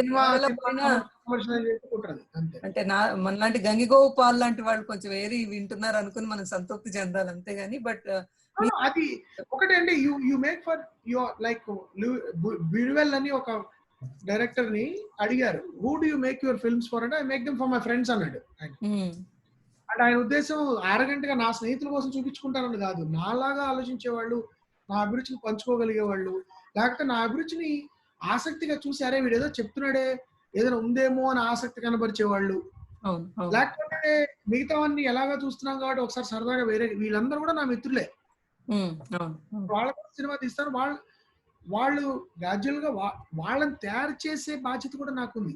నా ఆడియన్స్ నేను గత 2004 నుంచి ఇప్పటి వరకు నేను నా ప్రేక్షకులు నేను తయారు చేసుకున్నాను అంతే కదా. నాకు ఎవరు డబ్బులు ఫ్రీగా ఇచ్చి నేను నా పేరు చూసి డబ్బులు ఇచ్చి వస్తున్నారు అంటే నేను ఇన్వెస్ట్ చేసుకుని వాళ్ళని ఒప్పించి బతిమాలో బామాలో తెచ్చుకుంటున్నా థియేటర్కి. వాళ్ళు వస్తున్నారు, అరే ఈయన ఏదో పర్వాలేదురా 2 గంటలు నా టైంని, నా మనస్సుని, నా సమయాన్ని, నా డబ్బుని వేస్ట్ చేయడు, ఏదో ఒక అనుభవం నాకు ఇస్తాడు, ఆ అనుభవం అర్థవంతంగా ఉంటుంది, అది నేను ఇంటికి తీసుకెళ్లి కొన్ని రోజులు గుర్తుపెట్టుకోవచ్చు అనే నమ్మకం ఉంది కాబట్టి అతను వాళ్ళు ఇస్తారు డబ్బులు, అమాయకులు కాదు కదా. ఆ నమ్మకమైన అందునే చూడండి నాలాంటి వాళ్ళ సినిమాల్లో లోపాలు ఎక్కువ ఎత్తుతారు కమర్షియల్ సినిమాల్లో కంటే. ఎందుకంటే అది కమర్షియల్ అండి, అది ఓకే, మీరేంటి అలా తీసారంటారు. That is the danger. So audience are so smart, they go with the preparation to a commercial film. Correct. But when you promise them that you are making a film within a certain logical structure, you have to keep the promise. అదే మన వ్యక్తిగత జీవితంలో అంటే ఇప్పుడు మీరు ఇంతకీ సినిమాలేనా అంటే in general books ఏమైనా రాస్తున్నారా, లిటరేచర్ ఎక్స్ప్రెషన్ కి ఇంకేమైనా మార్గాలు ఏర్కొన్నారా? అంటే లేదండి, అంటే ఈ రచన నేను కొత్తలో 10 ఏళ్ల క్రితం నేను కథానికలు రాశాను, ఒక 10 అయినా రాశాను, అవి అచ్చు కూడా అయ్యాయి. కానీ ఎప్పుడైతే సినిమాలోకి వచ్చానో, బికాజ్ నేనే అన్ని స్క్రీన్ ప్లే నేనే రాస్తాను, అదొక రచన, అదే రచన అయిపోయింది. సో వేరే నాకు ఏ రచన రాసినా కథానిక అంటే నాకు చాలా ఇష్టం అండి, నవల కంటే కూడా. బికాజ్ నా screenplay are like novels, you kind of write 2.5 hours. So నేను ఎప్పుడైనా ఎక్కువగా కథానికలు రాసే ఉద్దేశం ఉంది, కానీ ఇప్పుడు కుదిరేలా లేదు. ఎందుకంటే ఏ కథానికి మొదలెట్టినా అది స్క్రీన్ ప్లే కింద కన్వర్ట్ చేద్దామని అది రిఫ్లెక్స్ అయిపోయింది మీకు. which is a good thing. Also it takes away the pleasure of writing short stories, but eventually maybe అండి, ఇప్పుడు వరకు అయితే లేదు. Short stories are the best to connect with hearts easily. నాకు కూడా అంటే చిన్న కథలు, నవలు కూడా అది సరదాగా చదివేదే, కానీ కథలు కథానికలతో అడ్వాంటేజ్ ఏంటంటే తొందరగా అంటే తక్కువ టైంలో జనాలు you can say a lot within a short time. Correct. Short span. కవితలు కూడా రాస్తారా? కవిత లేదండి, ఆ ప్రమాదం ఇప్పటివరకు సంభవించలేదు. ఎందుకంటే నేను చాలా చిన్నప్పుడు కొంత రాశాను, ఇంగ్లీష్ కవితలు కూడా రాశాను when I was doing my literature, but somehow I got distanced from it. నేను అది ఆ విషయంలో నాకు మా అమ్మగారి ప్రభావం ఎక్కువ. మా అమ్మగారు రచయిత్రి, మా అమ్మగారు రచన ప్రభావం కూడా నా మీద ఎక్కువ ఉంది. నేను మా అమ్మగారు రచన చదివిన వాళ్ళకి నేను డైలాగ్ రాసే విధానంలో మా అమ్మగారు ఇన్ఫ్లుయెన్స్ కనబడుతుంది. చాలా మంది మా నాన్నగారి గురించి మాట్లాడతారు కానీ రచయితగా నాకు మా అమ్మగారి ప్రభావం ఎక్కువ. నేను డైలాగ్ రాసే విధానము, కథలు రాసే విధానము, description, if you read my screen place, ఎక్కువ మా అమ్మగారి ప్రభావం ఎక్కువ కనబడుతుంది. సో స్లోలీ నేను పోయిటరీ నుంచి ఐ మూవ్డ్ అవే. నేను చెప్పాను కదా, ఎక్స్ప్రెషన్, నన్ను నేను ఎలా వ్యక్తపరచుకోవాలి అనే దానిలో నా కవిత్వం కంటే గద్యం మీద ఎక్కువ వచ్చాను నేను ప్రోజ్ మీదకి. But I enjoy poetry a lot, good poetry. ఇప్పటికీ చదువుతాను కవిత్వం, నేను మంచి కవిత్వం చదువుతాను. అండ్ నేను కొన్ని కవితలు ట్రాన్స్లేట్ కూడా చేశాను ఇంగ్లీష్ లోకి కొన్ని పబ్లికేషన్స్ కి. రాయడం అంటే అదొక that's way of looking at things. ఆ ఐడియం నుంచి నేను దూరంగా వెళ్ళిపోయాను. I more into prose, I like prose more, writing. అంటే మీరు ఇప్పుడు ఇందాక చెప్పినట్టుగా లేటెస్ట్ గా చదివిన పుస్తకాల్లో అంటే ఇది బాగున్నాయి అని రికమెండేషన్స్ అలా చేసేవి ఏమైనా ఉన్నాయా మీకు? జానర్ నచ్చుతుంది? మొన్న తానావాళ్ళు ఒక ఐ థింక్ 2019 అండి, దానికి బహుమతి ఇచ్చారు. కొండ పొలం అనే ఒక నవల ఉంది, సన్నపరెడ్డి వెంకటరామరెడ్డి గారు రాశారు. చాలా చాలా గొప్ప నవల నా దృష్టిలో, ఈ మధ్య నేను చదివిన వాటిలో. తర్వాత బండి నారాయణ స్వామి గారు రాసిన సప్తభూమి, దాని కూడా తానా బహుమతి వచ్చింది. 2018-17 నాకు గుర్తులేదు. బట్ ఈ మధ్య నేను చదివిన చాలా ప్రభావితం చేసిన ఇది నాకు 2 నవలలు. తర్వాత కళ్యాణరావు గారి అంటరాని వసంతం, ఇది నేను చాలా ఇంటర్వ్యూస్ లో కూడా చెప్పాను. బొజ్జా తారకం గారి పంచతంత్రం, డీప్లీ ఇన్ఫ్లుయెన్షియల్ రచనలు అని చెప్పి. ఆ తర్వాత కథానికలు, రకరకాల కథానికలు, మొహమ్మద్ కదీర్ బాబు కథానికలు నాకు ఇష్టం, గోపిన్ కరుణాకర్ గారు, తర్వాత గోగు శ్యామల గారు, అల్లం రాజయ్య గారు, తర్వాత ఇప్పుడు వస్తున్న కథా వాల్యూమ్స్ లో వచ్చిన కొన్ని, చిరంజీవి వర్మ గారు అని ఒక రైటర్, చాలా చాలా అద్భుతంగా ఆయన. తర్వాత జగదీష్ అని ఒక ఆయన రాసిన శిలాకోల అని తూర్పు ఆంధ్ర బ్యాక్ డ్రాప్ లో ఆయన రాస్తున్న రచనలు. ఇలాంటి నేను చదివి చాలా, అంటే చెప్పాను కదా, మాకు ఫిల్మ్ మేకింగ్ లో one thing I learned and I try to do is when I walk out of the theater I should be a different person. నాకేదో కొత్త విషయం తెలిసి ఉండాలి. అలాగా ఒక కథ కానీ ఒక నవల కానీ చదివినప్పుడు మనం we are enriched even if it's by millimetre. జీవితానుభవంలో మనం ఒక మిల్లీమీటర్ ఎదిగినా కూడా అది చాలా గొప్ప సేవ కింద భావిస్తాను నేను, సాహిత్యపరంగా, సినిమా పరంగా. అలా నాకు ఈ పుస్తకాలు చదివినప్పుడు every novel, every short story, every poem enriches you a little bit more, which I think is a great thing. So ఈ మధ్య నేను చదివిన నవల్లో నేను స్ట్రాంగ్ గా రికమెండ్ చేసేది మాత్రం కొండపొలం, సన్నపరెడ్డి వెంకటరామరెడ్డి గారు. అదే చివరి కాగితం మూసే టైంకి పుస్తకం అది అంటే మానసిక ఉల్లాసం కలిగి, అరే ఇది బాగుంది కదా అనే కొత్త ఆలోచన రేకెత్తించే ఏ పుస్తకం అయినా ఎన్ని పేజీలు ఉన్నా అది గొప్పదే. అంతే 100%. సో మీరు అంటే ఇన్ జనరల్ ఈ సాహితీ చర్చల్లో లేకపోతే ఈ టీవీ స్టూడియోలో గానీ లేకపోతే ఎక్కడన్నా ప్రసంగాలు ఇవ్వడం కానీ అవి చేస్తారా? సినిమా అంటే నేను కొంత ఇంటర్వ్యూస్ లో అంటే సాహితీ చర్చల్లో సాధారణంగా సినిమా వాళ్ళని ఎవరు సాహితీ చర్చకి పిలవకూడదు, ఎందుకంటే సాహిత్యం తెలిసిన వాళ్ళకి నమ్మకం ఉండదు. అదే కదా. బట్ సినిమా బ్యాక్ డ్రాప్ లో కూడా సాహితీ చర్చలు లేవు, ఎందుకంటే సినిమాలకి సాహిత్యానికి దూరం వచ్చేసింది. అదే ఇందాక అన్నాను కదా, ఆక్సిమోరాన్ లా కన్సిడర్ చేస్తారు సినిమా సాహిత్యం. అయితే మీలాగా ఇప్పుడు ఫర్ ఎగ్జాంపుల్ మొన్న ఒక వెబినార్ జరిగింది, అడాప్టింగ్ లిటరేచర్ టు సినిమా అని ఒక పేపర్ అడిగారు నన్ను ప్రెజెంట్ చేయమని. Will talk about it and I participated in a webinar. Similarly, in కొన్ని colleges I went and gave lecture. I gave a TED talk about literature and cinema. And then I spoke to a lot of student groups in various colleges about literature and cinema, the importance of reading literature. ఎందుకంటే నా దృష్టిలో గత 20-30 ఏళ్ళుగా ఎప్పుడైతే IT boom అనేది వచ్చిందంటే దానివల్ల disservice ఏం జరిగిందంటే తెలుగులో ముఖ్యంగా హ్యుమానిటీస్ అండ్ సోషల్ సైన్సెస్ అనేవి చచ్చిపోయండి యూనివర్సిటీస్ కాలేజెస్ చంపేశారు వాటిని. అంటే ఎందుకు పనికిరాను బిఏ ఇంగ్లీషు బిఏ తెలుగు మీరు చేస్తున్నారంటే మీరు జీవితంలో అన్ని విషయాల్లో విఫలం అయినట్లు లెక్క. అవును, అది ఫస్ట్ నుంచే ఇన్నేళ్ళైనా ఆలోచన పడలేదు ఎందుకో.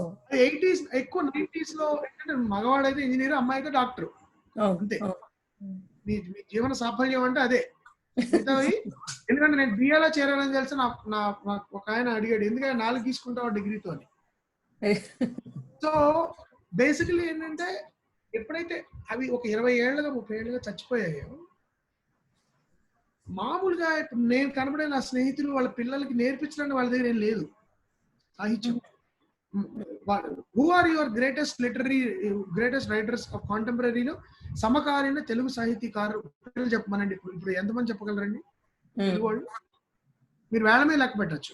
అసలు ముందు కళ్ళుకి తేడా తెలియకుండా భాష సరిగ్గా పలికితే చాలరా భగవంతుడా అనుకుంటున్నాను. అదొకటి, అదో దౌర్భాగ్యం. అసలు తెలుగులో గొప్ప కళాకారులు ఎవరు, గొప్ప సంగీత కళాకారులు ఎవరు, సాహితీవేత్తలు ఎవరు, నవలా రచయితలు ఎవరు, కథా రచయితలు ఎవరు, కవులు ఎవరు అని ప్రస్తుతం 90 నుంచి 2000 ఇప్పుడు 20 వరకు మనం ఒక లిస్ట్ తయారు చేయమనండి. ఇప్పుడు మన చుట్టుపక్కల కనబడే స్నేహితుల్ని చాలా మంది చేయలేరు. బికాస్ ఆ డిస్కనెక్ట్ ఏర్పడిపోయింది.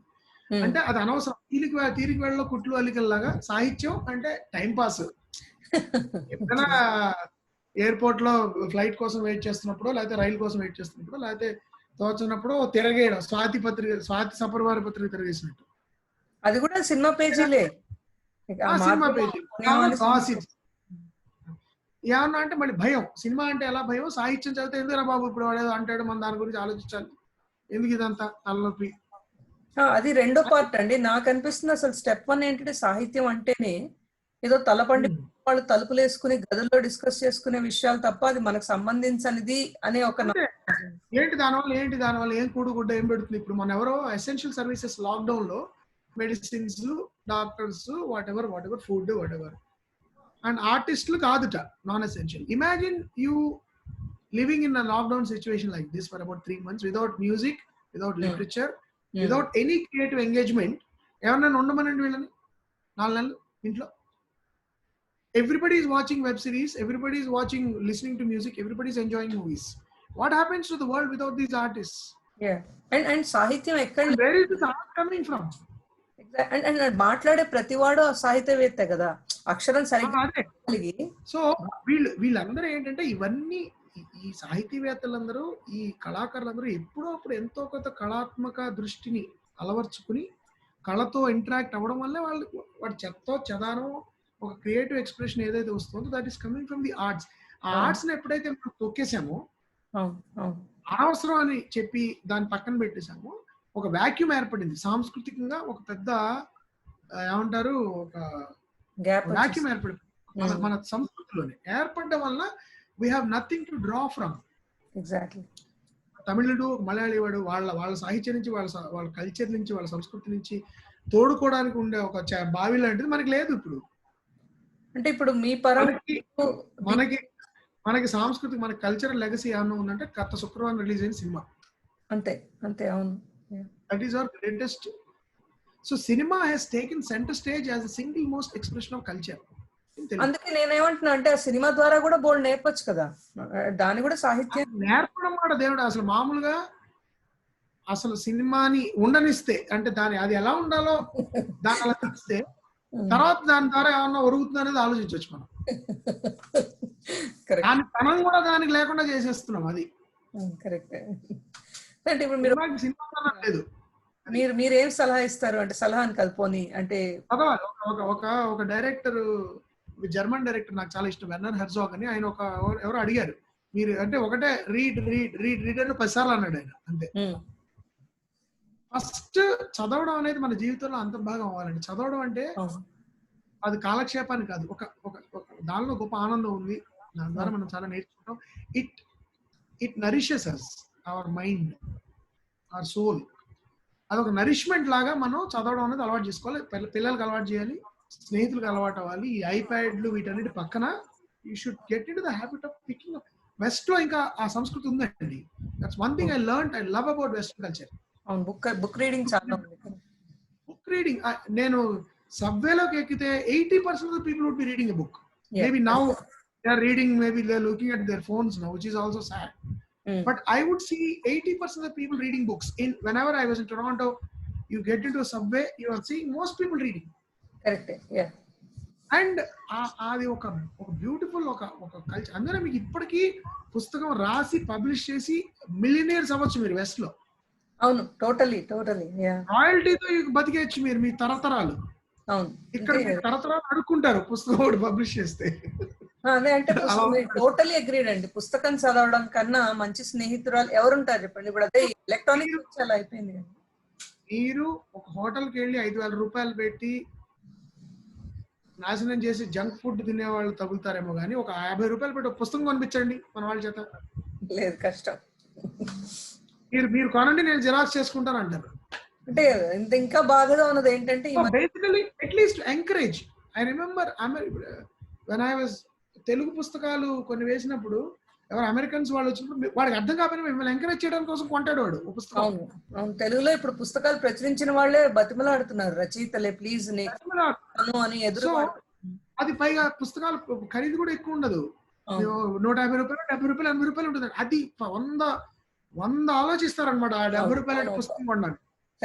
నిజమే, పాపం. అసలు పలానా యాక్టర్ వచ్చాడు అతనితో మీరు పిజ్జా తినొచ్చు అంటే మాత్రం 200 కిలోమీటర్లు దిల్ డ్రైవ్. ఎందుకు నేను చెప్పాను కదా, కాలిఫోర్నియాలో $1000 పెట్టి చూడడానికి వెళ్ళారు కానీ ఒక 100 రూపాయలు పెట్టి పుస్తకం కొనరు. ఎంత బతిమలాడినా. ఇప్పుడు కూడా ఏమైంది, ఇక్కడ కూడా everywhere. I'm not saying it's only అక్కడ ఇక్కడ అమెరికాలోనా కెనడాలో కాదు. ఐఎమ్ టాకింగ్ అబౌట్ సంస్కృతి ఎలా అయిపోయిందంటే ఇక్కడ కూడా ఒక స్టార్ వచ్చారంటే ఎగబడతారు. కానీ ఇప్పుడు నాకు చాలా ఆనందం కలిగించిన విషయం ఏంటంటే last year Hyderabad book fair చాలా బాగా జరిగింది. చాలా మంది పుస్తకాలు కొన్నారు. సో అందరూ చాలా ఆనందంగా పుస్తకాలు అమ్మాయి మళ్ళీ పుస్తకాలు వస్తున్నాయి చదువుతున్నారు అని స్టార్ట్ అయిందని ఆశ వచ్చింది నాకు లాస్ట్ టైం బుక్ ఫెయిర్ చూసినప్పుడు హైదరాబాద్ బుక్ ఫెయిర్.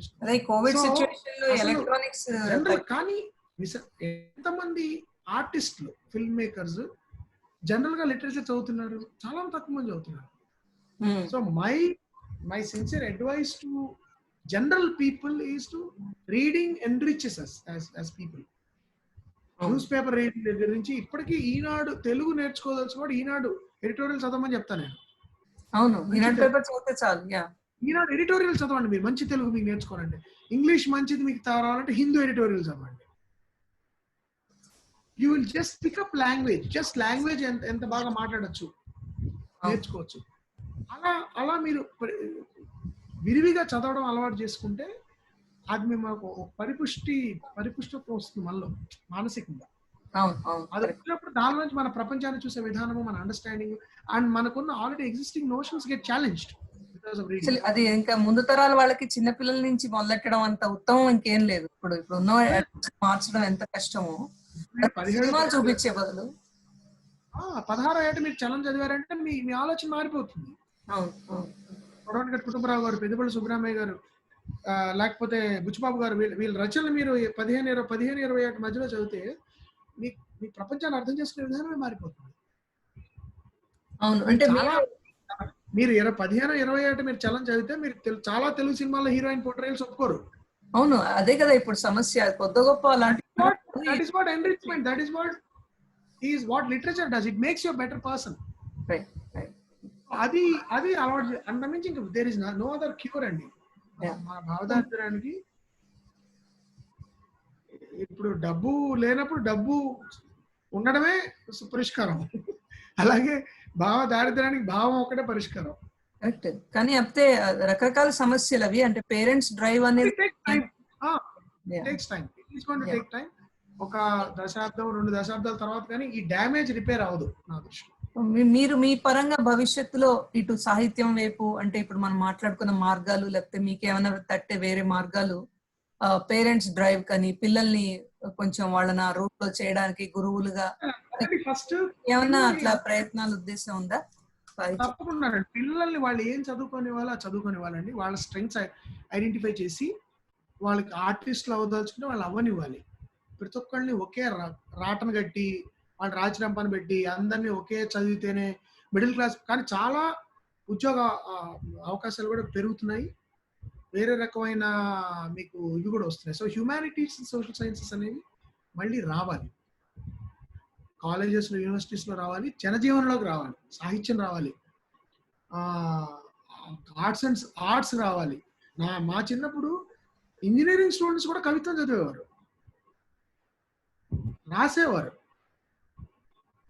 డిబేటింగ్ కాంపిటీషన్స్కి వచ్చినప్పుడు అద్భుతంగా శ్రీశ్రీ గారి కవితలు, జాషువా గారి కవితలు చదివి వినిపించిన డిబేటింగ్ ఛాంపియన్స్ నేను చూశాను. మెకానికల్ ఇంజనీర్స్ ఇప్పుడంతా నోస్టాలజిక్ అయిపోయింది. పాత తరం అంటే వాడుకున్నాం. కల్చరల్ యాక్టివిటీ అనేది లేదు తెలుగులో, other than going to movie. సినిమాలో కూడా ఆలోచించకుండా ఉండాలనుకుంటున్నప్పుడు సినిమాలో ఏంటి, మిమ్మల్ని వీలైనంత తక్కువ ఆలోచించేలా చేయడం అనేది అది అక్కడ ఎజెండా అయిపోయింది. సో అది తప్ప వేరే కల్చరల్ యాక్టివిటీ లేదు. బయట వేరే కల్చరల్ ఎక్స్ప్రెషన్స్ లేవు మీకు. నాట్ పికింగ్ అలాంటి వాళ్ళని పుస్తకం తీసి చదవమంటే ఏం చదువుతారండి, చదవరు వాళ్ళు. ఎక్కడి నుంచి వస్తుంది మీకు రిసోర్స్, ఎక్కడి నుంచి వస్తుంది? కానీ మీతో మాట్లాడుతుంటే అదే నేను అది కూడా మీకు నేను క్షమాపణలు చెప్పాలి. ఏంటంటే నేను సినిమా దర్శకుడితో మాట్లాడకుండా ఏదో ఒక స్నేహితుడితో సాహిత్యం గురించి ఏదో చర్చ చేస్తున్నట్టుగా నేను చూసుకోకుండానే 2 గంటలు మిమ్మల్ని ఎంగేజ్. ఒకప్పుడు నాతో కొంతమంది అంటుంటారు, అబ్బా మీతో మాట్లాడితే అసలు సినిమా మనిషిలో ఉండరని. అంటే అది కాంప్లిమెంట్ గా తీసుకోవాలా లేకపోతే విమర్శగా తీసుకోవాలి కూడా తెలియదు నాకు ఒకప్పుడు. లేదే, నా దృష్టిలో అది కాంప్లిమెంటే అండి. అలాంటి ఒక అభిప్రాయం కూడా సినిమా రంగం పట్ల ఏర్పడింది. అంటే కొంతమంది మీరు ఏంటంటే ఇంత సింపుల్ గా ఉంటారు అంటే you are suppose to display a certain exactly sense of importance. ఎందుకంటే that is that definition is the norm కదండి. మీరు నార్మ్ అయిపోయింది, అది దట్స్ ప్రాబ్లం. నార్మ్ అనేది వాళ్ళు డిఫైన్ అయిపోయినప్పుడు మీరు చేసేది తెలిసినా కూడా వాళ్ళు మిమ్మల్ని అబ్నార్మల్ గా ఎందుకు పాయింట్ చేస్తారంటే, సినిమా వాళ్ళంటే అట్టహాసంగా ఉండాలి, హడావిడి ఉండాలి, తెలుగు కళ్యాణి మాలిక్ జోక్ వేసేవారు, కళ్యాణి మాలిక్ గారు పాపం మెలడీలే చేస్తాడండి అని అనేవారు అందరూ. అంటే పాపం మెలడీలే చేస్తాడు అంటే అదొక పెద్ద నెగిటివ్ పాయింట్ అన్నమాట. అలా ఆయన అవుతాడు పాపం, మెలడీలు చేసుకుంటుంటాడు సార్. ఆయన జీవితంలో పైకి రాలేపాడు మెలడీ చేయడం వల్ల. అయ్యో, ఆయన అసలు అద్భుతం, ఆయన మెలడీస్ అన్ని అసలు. బట్ అది ఎంత గొప్ప అచీవ్మెంటో తెలియని ఒక దరిద్రపు స్థితిలో ఉండడం వలన అదృష్టం కరెక్ట్ అలాంటి కేటగిరీస్ ఏర్పడ్డాయి. అన్డౌటెడ్లీ అదే కదా ప్రాబ్లం. కానీ మీతో మాట్లాడితే మాత్రం నాకు అసలు ఎక్కడ నేను కాన్షియస్ గుర్తుపెట్టుకోవాల్సి వస్తుంది సినిమా వాళ్ళతో. ఐ థింక్ నాకు ఐఎమ్ ఏ ఫిల్మ్ మేకర్ అయినా కూడా నాకు వేరే ఇంట్రెస్ట్ కూడా ఉండడం వల్ల కూడా అది కారణం అండి. నాకు సాహిత్యం అంటే ఇంట్రెస్ట్ ఉంది, సామాజిక దృష్టి ఉండి, స్టడీయింగ్ సొసైటీ అదొక ఇంట్రెస్ట్ ఉంది. Because of my training in education, I'm also interested in history of cinema, I'm also interested in cinemas impact on society, in it's interaction with cinema I'm interested. So కేవలం నేను జూబ్లీహిల్స్ లో 2 బిల్డింగ్లు 2 కార్లు కొనుక్కుందాం అనే ఎజెండాతో కాకుండా I'm also practising film making as an art form. I'm interested in it. So that is the reason I don't probably come across as a regular commercial filmmaker. No, I agree. But నేనేమంటున్నానంటే మీకున్న ఇంత మంచి ఆలోచనలు, ఈ సృజన, ఇదంతా కూడా మీ ప్రయత్నంగా మీరు కంటిన్యూ చేయండి సాహిత్యం వైపు కూడా. అంటే వినడానికి నాకైతే చాలా సంతోషంగా ఉంది. ఎందుకంటే ఇలాంటి రేర్ బ్రీడ్ అంటారు కదా, ఇలాంటి వాళ్ళు దొరకడం కూడా అదృష్టమే కదా. లిటరేచర్ ని సినిమాలో చొప్పించి దాని 2 మిళితం చేసి తీసుకెళ్లే వాళ్ళు చాలా తక్కువ మంది ఉంటారు నా దృష్టిలో, నేను చూసినంత వరకు. సో మీరు అది మీ ఫ్యూచర్ ప్రాజెక్ట్స్ తప్పకుండా అవన్నీ ఎన్కార్పొరేట్ చేయండి. మేము దూరంగా ఉన్నా కూడా 10% ఉన్నా కూడా మేము ఉన్నాం, గుర్తుపెట్టుకోండి. 10% నాకు ఒకసారి ర్యాండమ్ గా ఒక ఆయన రోడ్డు మీద కనబడి, సార్ మీ సినిమాలు నాకు చాలా ఇష్టం, ఎవరో కూడా తెలియదు ఆయన, నాకు బ్యాంక్ ఎంప్లాయీ ఆయన, మీ సినిమాలు నాకు చాలా ఇష్టం అండి, మీరు ఎప్పుడైనా కంగారు పడి ఆడియన్స్ లేరు, నా సినిమాలు ఎవరు చూడట్లేదని మీరు తీసే విధానాన్ని మార్చుకోకండి, మేము మీకు ప్రత్యక్షంగా కలిసి చెప్పలేకపోవచ్చు కానీ మేము ఉన్నామని గుర్తుపెట్టుకోండి అని చెప్పాడు ఆయన. ఎగ్జాక్ట్లీ మాది ఇదే డైలాగ్, అదే డైలాగ్, దయచేసి గుర్తుపెట్టుకోండి, మేము ఉన్నాం, మీ ఫ్యూచర్ ఇలాగే మీరు ఎలా ఉన్నారో అలాగే తీయండి చాలు, గంగిగోవు పాలు అనుకోండి.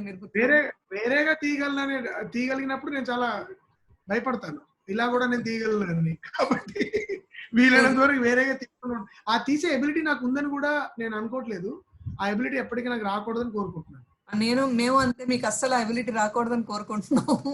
మీరున్న పళంగా ఎలా ఉన్నారో అలాగే ఉండండి, అదే తీయండి. మీ అన్ని ఫ్యూచర్ ప్రాజెక్ట్స్ లో ఇలా సంగీతం, సాహిత్యం, సినిమా అన్ని మిళితం చేసి దీన్ని ఎప్పుడు ఒక మంచి చదివే పుస్తకంలాగే తయారు చేయండి మీ సినిమాల్ని. మీకు థ్యాంక్ యూ సో మచ్. మీరు so happy talking to you. Thank you so much for all time. Yeah thank you so much అండి. థ్యాంక్ యూ అండి. Thank you.